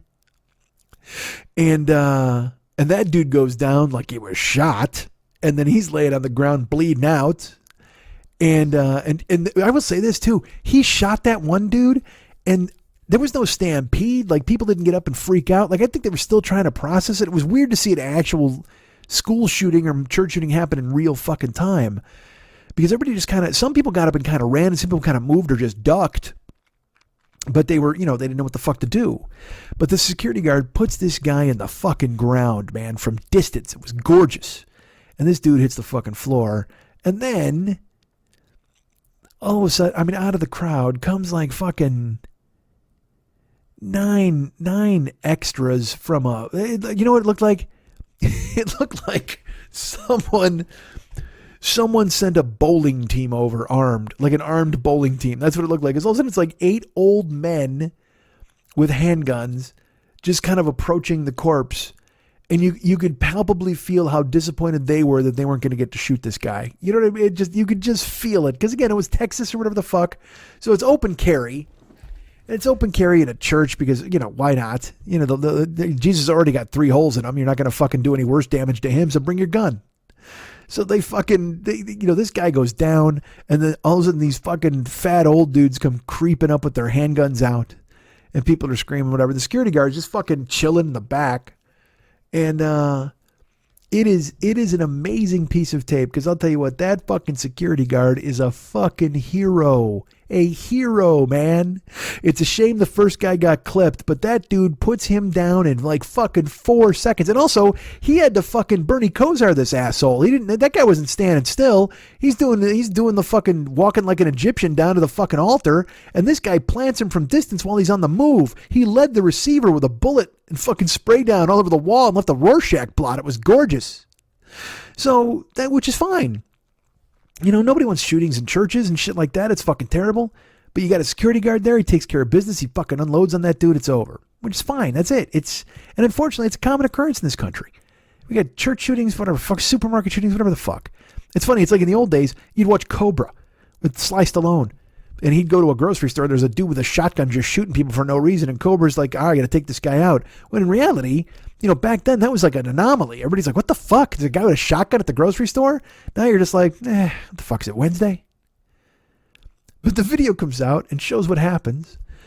And there's this weird, again, because nobody can just fucking admit shit, or nobody can just fucking stand down and just go, oh, well, yeah, no, this happened. No, everybody's got to have a fucking opinion. So sure enough, there's a bunch of people who are like, ha ha, libs, take that. See what happens when a good guy with a gun shows up? He fucking cleans house. And I'll tell you what, that guy would have been turned into Swiss fucking cheese if he fucking, because he, open carry. There's 8 other dudes. Ah ha ha. Take that, libs. Second Amendment, guns, bang bang. And then on the other side, there's a bunch of people going, oh, it's terrible that there's so many people with guns in a church, and then it's awful that one guy, isn't it terrible that there's a church shooting? It's so awful, and yes, maybe there were other people there with guns, but it doesn't matter. It's still one person died, and isn't that terrible? Or 2 people died, and the perpetrator, and they're mad that there was a shooting in a church, and they're like, these shootings won't stop. And then the other guys are like, ha ha, we fucked that guy up because a good guy with a gun. And I don't, like, here's another thing too, like the guys on the gun guys are all like, ha ha, see, libs, a good guy with a gun fucking did. And like none of us, I don't think anybody was really saying that this was stupid. They were sad that there was a shooting in a church. Okay? Nobody was saying, wow, how shitty that guy had a gun to plant him. You know what I mean? Because, that fucking, like, if you came at me, I'd be just like, that security guard's a hero. He's a fucking hero. He fucking unloaded on that dude from distance with 1 shot and put him the fuck down. Because when you want to come at me with your good guy with a gun knowledge and all that bullshit, and that's fine, all right, good, yeah, as long as there's a security guard. Because then I read about the security guard. He was like a 20-year vet. He's a sharpshooter. He's trained like with cops and fucking military and shit. So that guy knew what he was doing. That's fine. If you got one dude like that at the supermarket, it's a shame that we have to do this, but if you got one dude, if you got a security guard who knows what the fuck he's doing at a supermarket or a Walmart or whatever the fuck, fine. That's awesome. I mean, I hope he doesn't have to pull his gun ever. Nobody wants that shit to fucking happen. But I got no problem with that if he's got to stop shit. My problem is with the bowling team that shows up with their guns and think they're going to do the fucking job. Because they're not. That's the problem. It's going to turn into a fucking Wild West show. If you got one guy who's a security guard and he's got a gun, and then you're like, well, what if he killed the security guard? Well, I mean, you can't arm the fuck out of everybody, at least in my opinion. I don't think so. But I guess I don't. If you think you feel safer when your fucking kid's substitute teacher has a fucking Magnum in his fucking belt loop, then good for you. But that just seems like you're asking for fucking trouble, man. We should presume that school shootings and church shootings aren't going to happen. We shouldn't just all be fucking armed to the teeth waiting to unload on somebody because they might do something fucking wrong. Because that's the issue. Everybody's like, they're all like, ha ha, see, good guy with a gun. He stopped him right there. Well, that wasn't really a good guy with a gun, okay? That was a fucking 20-year, 25-year, 30-year trained guy who can sharpshoot, and he fucking saved the day because he's a security guard, former military, former whatever the fuck, and he's the guy you should trust. What I don't care for is the cast of Cocoon wobbling up with their fucking revolvers and they're going to fucking do damage after the fact. Fuck you. That's the problem. The good guy with the gun should be military trained and he should be somebody who can handle himself. You guys all, that's the problem, is under your premise. You think that some fucking buffoon in the crowd is going to have some weird ass fucking Robert Downey Jr. Sherlock Holmes robot arm where a Derringer springs out and he gets the drop on a guy. That's never going to fucking happen.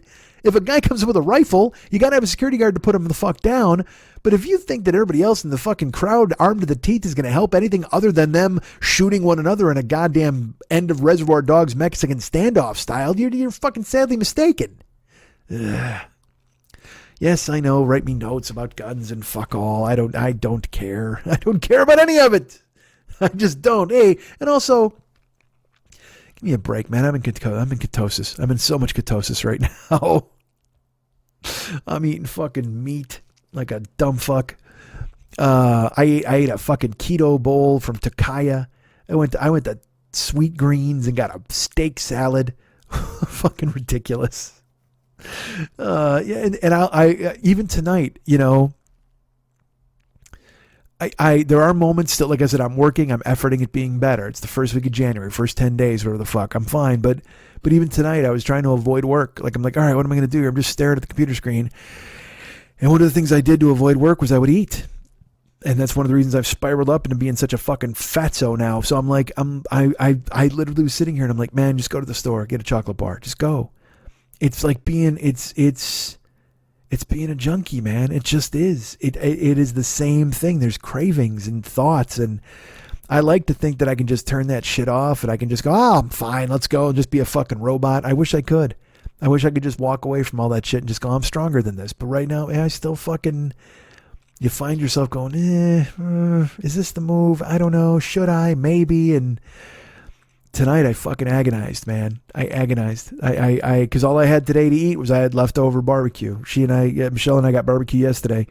And then tonight because I bought brisket chili and a 1/4 pound of brisket. And I ate the collard greens yesterday. So all I had today was my brisket, half my brisket chili and half my brisket left over. And I ate that. And that's all I ate. And now I got the headache. I got the fucking stuffed nose and stuff. So everybody told me that's what ketosis was like. Now, I have strips that I can piss on to see if I really am in ketosis, courtesy of our friend Tanya in Canada. But, I don't want to go piss on a strip of paper right now. I don't know. Is there ever a good time for that? I don't know. I'm going to go to bed eventually after I fucking post this show. And then tomorrow when I wake up and run 2 miles and then go lift, and maybe then when I come home, I'll piss on a swatch. Don't get old, man. Like I said, this show's been on forever. Remember in the old days when I used to talk about fighting people and all the dumb shit I'd done and fucking losing my mind and fucking crazy animal sex and all sorts of food, and now I'm in ketosis. And I'm eating collard greens and counting this and measuring that, and I got a fucking My Macros app, and I'm keeping control of shit, and I'm running and I want to do it. It makes sense. But then it also, you just go, well, don't you want to enjoy this or enjoy that or whatever? And it's like, I'd rather eat pussy than candy. I've talked about that a million fucking times. But, I can hop in the car and have candy in 5 minutes. Pussy won't be here till February. So that's a little rough. But I'll tell you what, I don't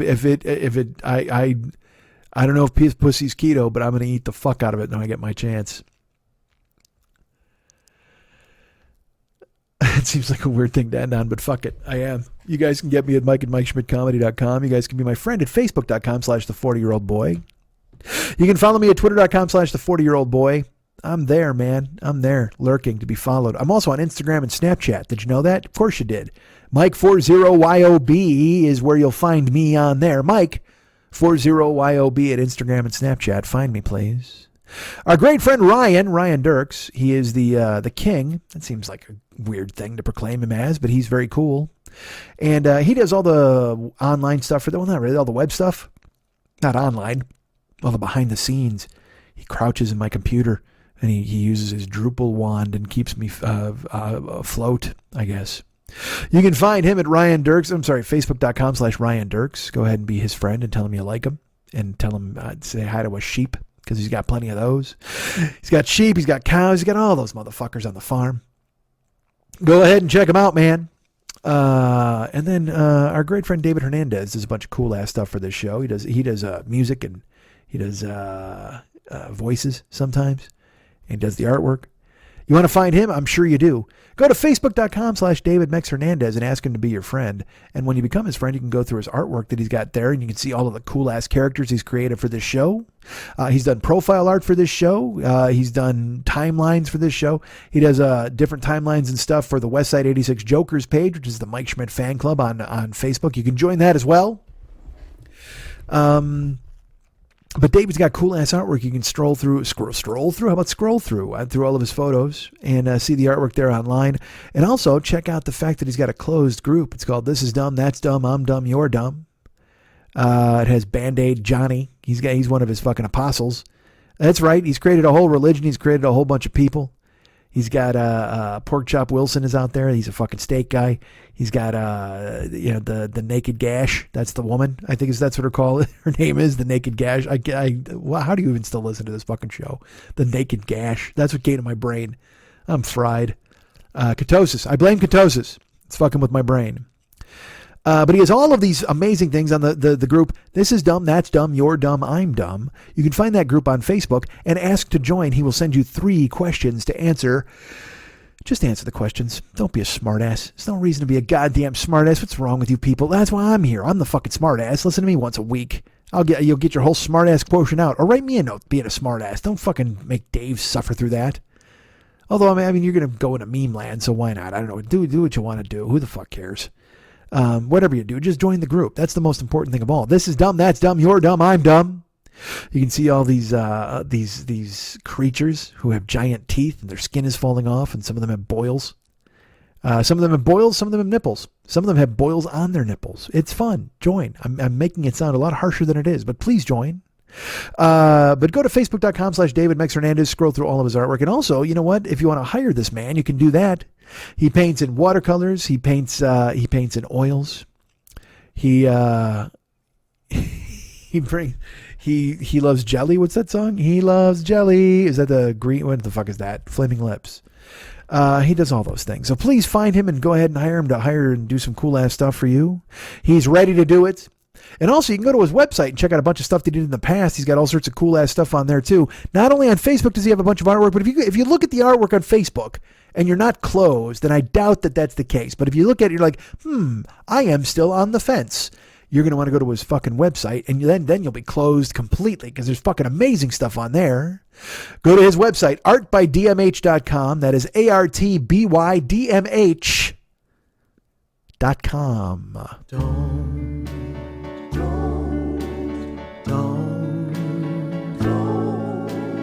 That's what you say each time that I hold you this way. When I feel like this and I want to kiss you, baby, don't say don't.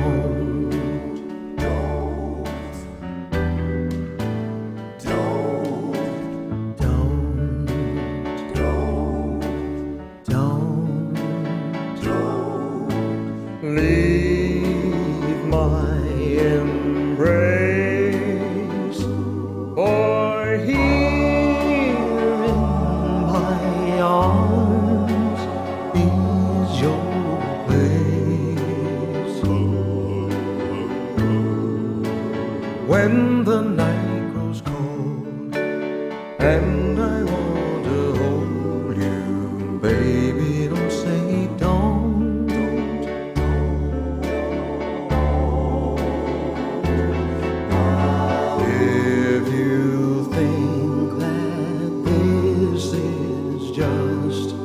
A game I'm playing. If you think that I don't mean every word I'm saying,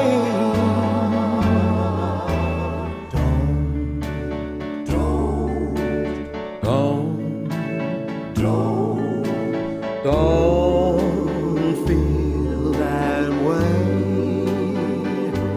I'm your love and yours I will stay. This you can believe, I will never leave you. Heaven knows I won't.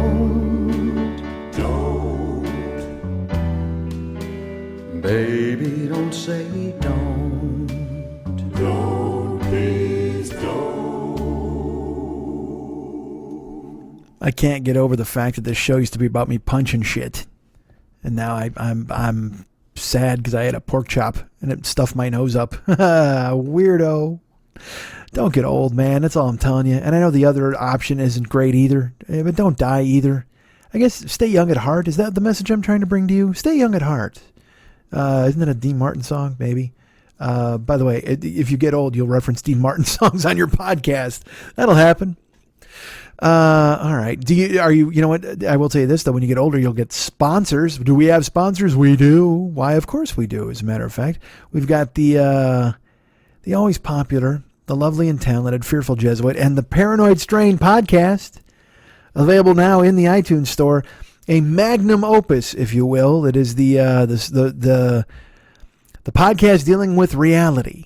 And it is a informationally dense podcast that you're going to love because it's got music stings and Dana Unicorn and Dr. J. Dr. J's involved. Here's my favorite thing. Dr. J in the middle of the show. Not even in the middle. Fuck, it's literally in the first hour.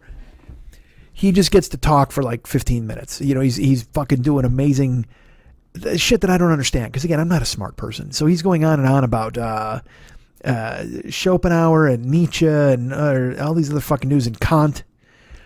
And then at the end of him talking, again, he talks 15 minutes straight. Okay? At the end of it, Fearful Jesuit goes, "Thanks for that fascinating interview." Interview?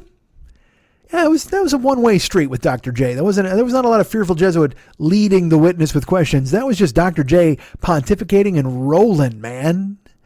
And he uses words like intelligibility, which I don't think is a word, and intentionality. I mean, Dr. J, you're a smart dude, but I just don't think intelligibility and intentionality, that sounds like the shit a football coach would say he needs out of his defense. You know what? I need all of your intelligibility, man, and all your intentionality, because we got to beat these Wildcats this weekend.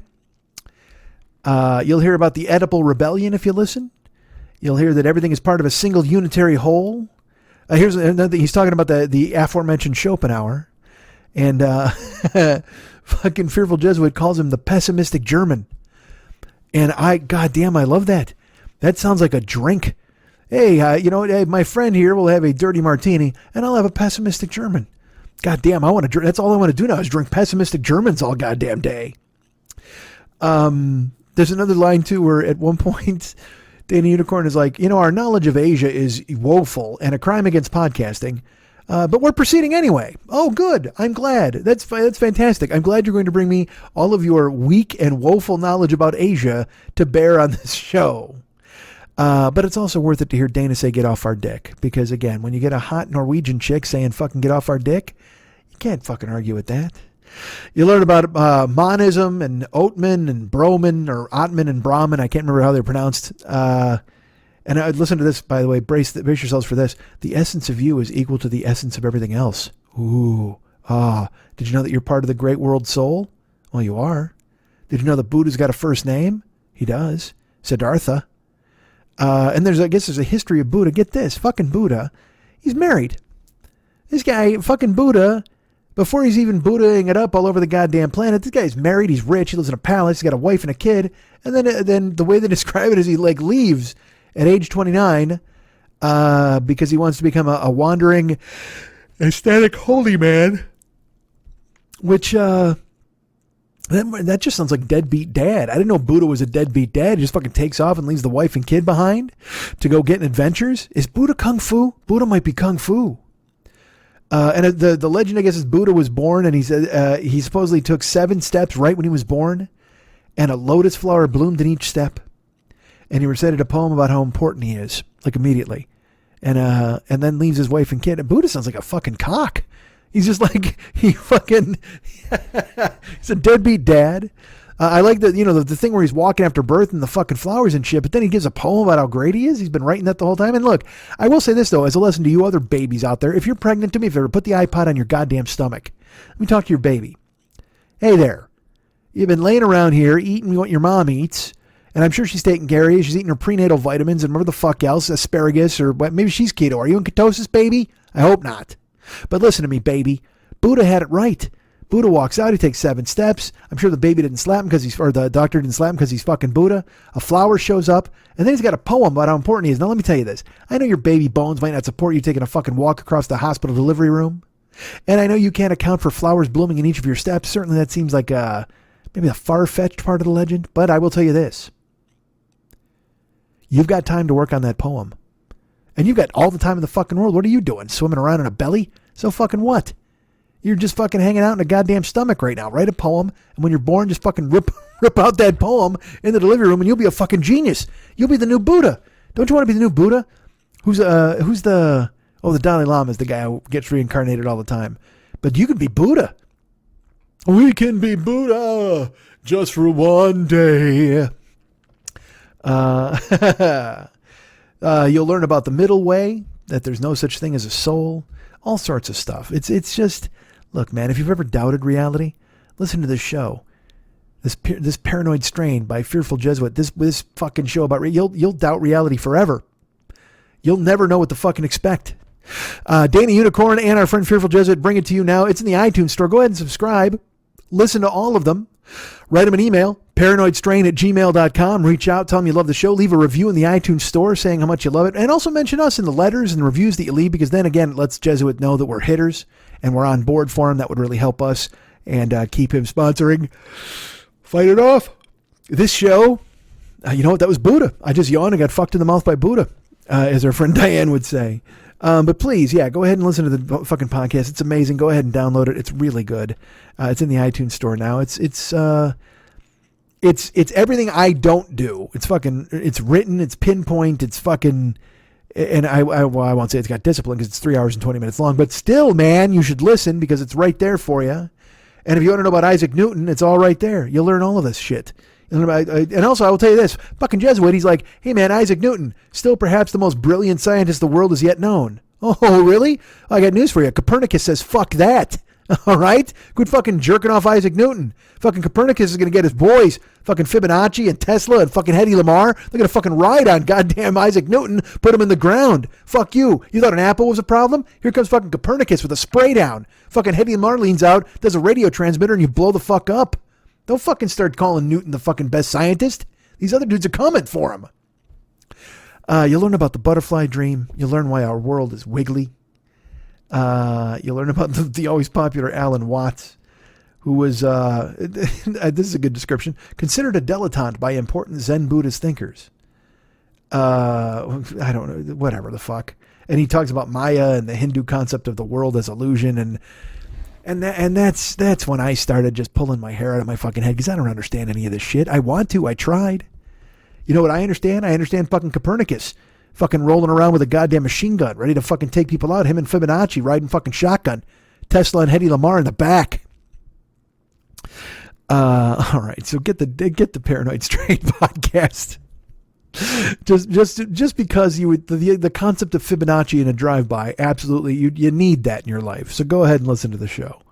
Paranoid Strain podcast available now in the iTunes store. Download it. Great stuff this week and every week. And write them a note and tell them so. Write a note in the iTunes store, review the show, and say it's great. And please mention us. Thank you. Thank you.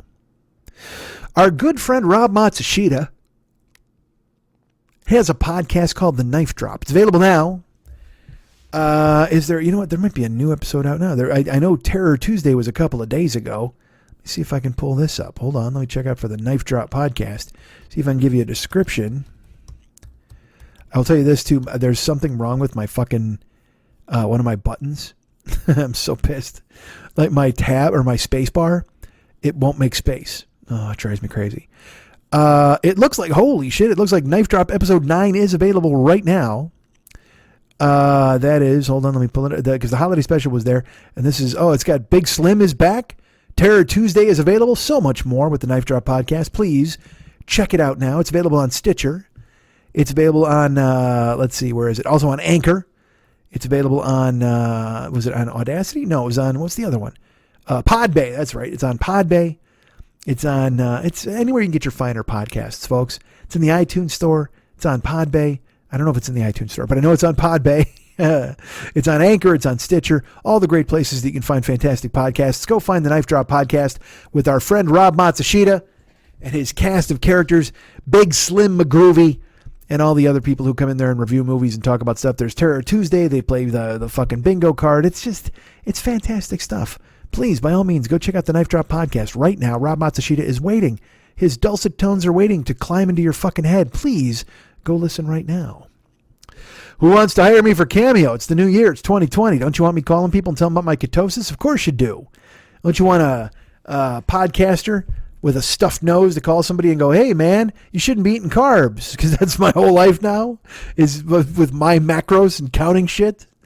I'm on Cameo. Hire me now. It's $20. I get 15 of it. That's a good deal, right? So why wouldn't you hire me? Of course you would. It's an app you put on your phone, or you go to bookcameo.com, I believe, online, and you can find me, put in my name, and hire me to do something and say hi. I can say hi to your friends. I can tell your friends to go to hell. I can tell somebody to jump off a cliff. As I said before, if you want to post about chowder, I'm on board with that. If you want to talk about chowder, let's talk about soup, baby. Let's talk about soup. You and me. Let's talk about all the good things and the bad things in our bowl. Let's talk about soup. I like two soups. Soups are great. And my favorite lunch is two soups. You know how David Lee Roth sings that song? Oh man, whale singing hurts. Hire me for Cameo. Look at that. I could do the whale. I'll do a David Lee Roth whale thing and cough all over your fucking friends. Do that. Hire me for Cameo, goddammit. I'm the best. We got a YouTube channel. Check it out now. All sorts of videos, mainly podcasts, but more to come. Subscribe, please, to the YouTube channel. Again, that increases my advertising money. And I will tell you, what have I made from YouTube in the past 2 months? $4. But you know what? You can change that. If you go and subscribe, and then, you got to watch stuff too. That also hurts. But if you do that, that'd be cool. And I'll be putting stuff up for you to watch soon. As soon as my ketosis head calms the fuck down. But it's there. The YouTube channel exists. Why wouldn't you check it out? I think you should. Go to MikeSchmidtComedy.com. Go to the merchandise page, which you know as the Joe Business page. There's an Amazon link on there. You should click on that. Why? Because I said so, God damn it.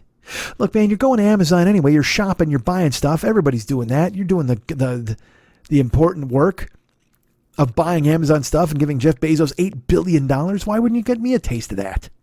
So if you go to MikeSchmidtComedy.com, go to the merchandise page. There's an Amazon link. Click on that. And then, hey, you're shopping. And we get some stuff. We get money. They get money. You get stuff. It works out great. And you're buying stuff anyway. It doesn't cost you anything but 10 seconds finding the link. It doesn't cost you any extra money. Look at you thinking of me. You take me shopping with you. I'm your pal. We go to the frozen food section.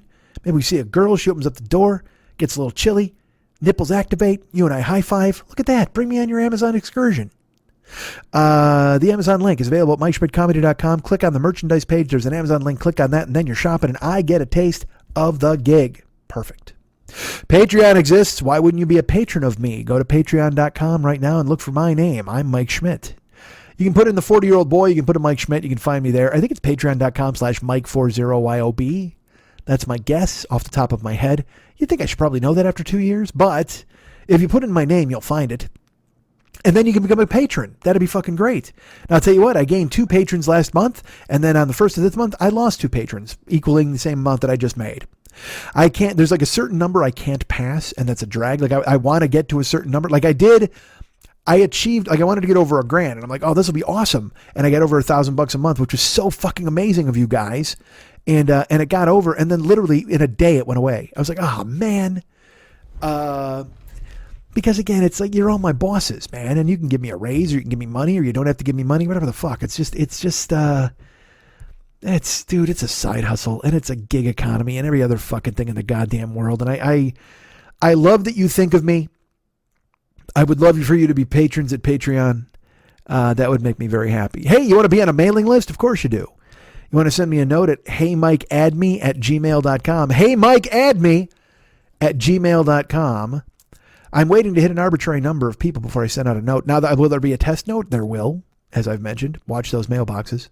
But write me at heymikeaddme@gmail.com so you can get on the list, and you'll be getting a newsletter from me filled with tips about what to eat. Choke down some brisket. Nothing but brisket and brisket chili. So join the mailing list. heymikeaddme@gmail.com. Like I said, become a patron of Patreon, Amazon link. What else is there? Oh, you know what? I have a SoFi link. I'm going to share that. I don't know if I want to tweet it, because then you're just like a scumbag. But I have several SoFi links. One where you can just like open an account. I get $25. You get $25. One where you can have an investment account, but you got to invest for $1,000. But I get $100 and you get $100, and it works out great. All those links are available. Write me if you want those links, and I'll share them also in the Jokers page. But if you want them, write me and I'll send them to you. That investment one, it works. I mean, literally, I've had a listener do it.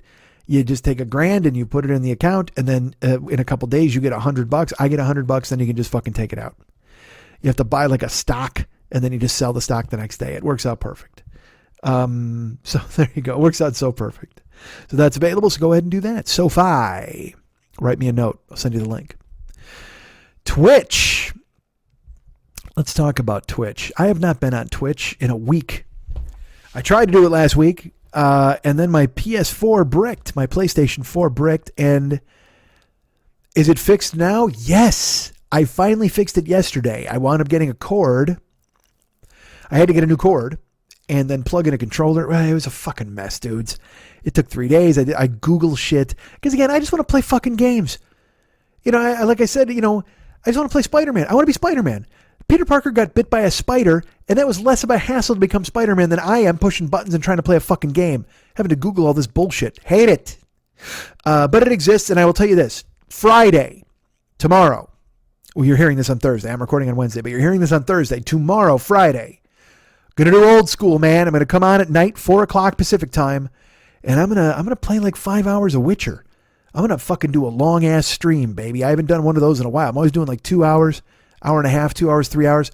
Fuck that. Friday night, me, you, and the Witcher. Show up on Twitch. We'll be Twitchers. Let's be Twitchers and Witchers on Friday night, which is tomorrow. I'll be there at what, 4 o'clock? Yeah, 4 o'clock Pacific time. Maybe we'll get 5 hours in. We'll see how we do. Also with my ketosis though, I'm gonna have to eat while I'm on screen. I can eat a hard-boiled egg. You ready to watch me do that? You know, I'll do this. All right, here's what I say. If you show up Friday, I promise to eat a hard-boiled egg like a snake. You ever seen they swallow it and just their whole body becomes like eggish? Or not their whole body, like the egg travels down their snake body? Maybe I'll do that. Maybe I'll just swallow a hard-boiled egg whole and you'll watch it happen. What if I choke to death on Twitch? Tune in. Who knows what'll happen? If we do that, it won't be a 5-hour Twitcher stream with The Witcher. It'll be more of a 5-second choking stream with Mike Schmidt. But who cares? Tune in. It's twitch.com/the40year-old-boy. Or no, twitch.tv/the40year-old-boy. Go ahead and follow and subscribe to the channel. That'd be great. And we will be there Friday night to reintroduce ourselves to streaming and get The Witcher going. And then next week, we'll be on there every day. Not Friday, Saturday. But not Saturday, Sunday, I should say, but starting Monday, we'll stream every day next week. Oh, who can't wait to be the Twitcher or the Witcher? The Witcher with me? I know you can't wait. Let's do it. All right. What else is there? Is there some other plug? There's got to be some other bullshit I can tell you about. Oh, you know what? Uber and Lyft. Let's talk about that for a second. Uber and Lyft exist. If you want to drive, well, first of all, you want to be a one-time rider, a first-time rider for them, use my code. At Lyft, it's Mike720057, Mike720057. If it wants to be an Uber person, use my code DJZW1YTTUE. That's DJZW, the number 1, YTTUE. Go all lowercase with the stuff from Uber. Go all caps with the stuff from Lyft. And also those codes work if you want to drive. If you want to become an Uber driver, use the code DJZW1YTTUE with Uber. You want to be a Lyft driver, use the code Mike720057. Now, I'd prefer if you did that.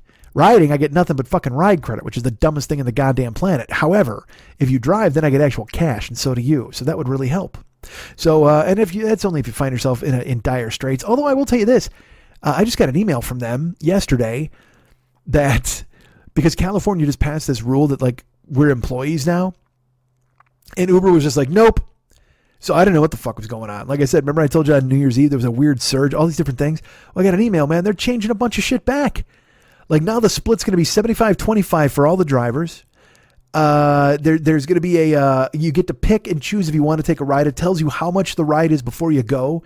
Like there's all these Uber scared shitless of the government. I think that's the only thing that I could figure out. So I'm like, all right, because I mean, I told you I got to get back in the car this week anyway. But just knowing that they made the changes now, because now, you know what's funny is like to me, drivers have them by the balls. Now drivers should just like show up with like 2x4s and plaid coats and shit like that, like Fist with Stallone, and just march on Uber and just go, hey, you know what else we want? We want back rubs, motherfuckers. Because they had this dumb thing where they're like, I found this out. They offer me a drink, like I have a snack or something because I'm a driver, but I'm only a blue driver. Like gold drivers you get a drink, and blue drivers get a snack or a cookie. Or no, blue drivers get a drink. And then gold drivers get a drink or a cookie. And then if you're a platinum driver, guess what you get? Oh, you're goddamn right. Drink and a cookie. Oh, and now you're living. Now you're making the big fucking dough. And I mean that in the cookie expression, baby. If you're fucking rolling with Uber as a goddamn platinum driver, look at you taking down a goddamn cookie and a fucking drink. You know what? Uber's going to go bankrupt. How dare you get drinks for all of your drivers? How dare you get cookies for everybody? You know what? They should just fucking cook them themselves. If you had a fucking like Uber cafeteria, just we're employees already. Just fucking hire us for fuck's sakes. Give us a brick and mortar. I'll punch in and punch out as a driver. And I know people are like, no, I don't want to do that. Because there's all these babies who are like, I wanted to be an independent contractor. Boo fucking who? What the fuck? They're raping you anyway. They're taking all your goddamn money, you fucking idiot. Who cares what they do? Get insurance. You might as well get insurance while you're doing it. Because again, you're out there fucking driving and people are fucking psychos. You might get fucking run over. So you might as well take their goddamn insurance. So I guess my point is use the code. I'm telling you about fucking Uber and Lyft. Yeah, you know what? I hate it and you'll hate it too. Why don't you just join me? But in California, again, they changed the rules where they're all these fucking... dude, here's what I did today. I actually watched a video by the rideshare guy. This is what a terrible life I lead. Again, this show used to be something, man. A million fucking years ago, I'm fucking everybody. I'm fighting. I'm not fucking everybody. I'm fucking my wife for the first 8 years or whatever the fuck, then my ex and whatever. But then I'm punching people and fucking killing cars and doing all sorts of dumb shit and going on the road and living life of adventures. And what do I do now? Now I tick boxes and count calories and look at carbs and try to go into ketosis and buy avocados and wait for them to get... So that's my whole fucking life, waiting for avocados to soften up. And you know what's funny? That's a perfect metaphor for me. Like I got them and they're fucking hard and firm and badass. And I got to wait through passage of time. Eventually I'll be able to handle these avocados. And that's what the world has done to me. I used to be hard and fucking ready to roll and badass and ready to fight and fuck all the goddamn time. And now here I am, soft, just waiting to get used. What a fucking mess. Oh, see, don't go into ketosis because it'll make you fucking sit and look back at your life and go, man, I used to be hard and firm and ready to go. And now I'm fucking guacamole. Jesus Christ, I used to be bright green. I used to be in a bowl. I used to frustrate everybody because I was so hard to work with. But now I'm so fucking pliable. You squish me and put me in a bowl with onions, I'm delicious. Now look, I've been delicious for a long fucking time. But now I'm fucking guacamole. I don't want to be goddamn guacamole.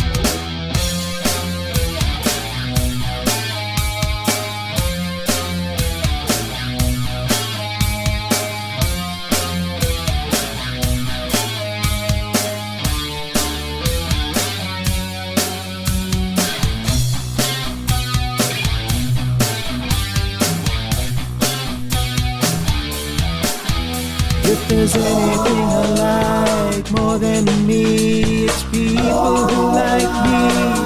I love me, but if you love me, I love you.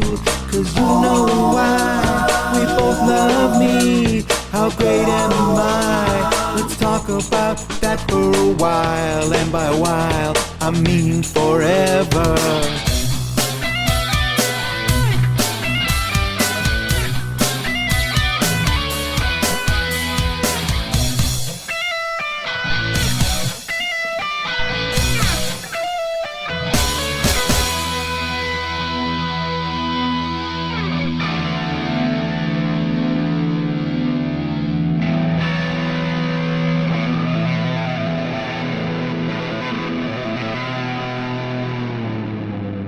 Charlie Doe Podcast.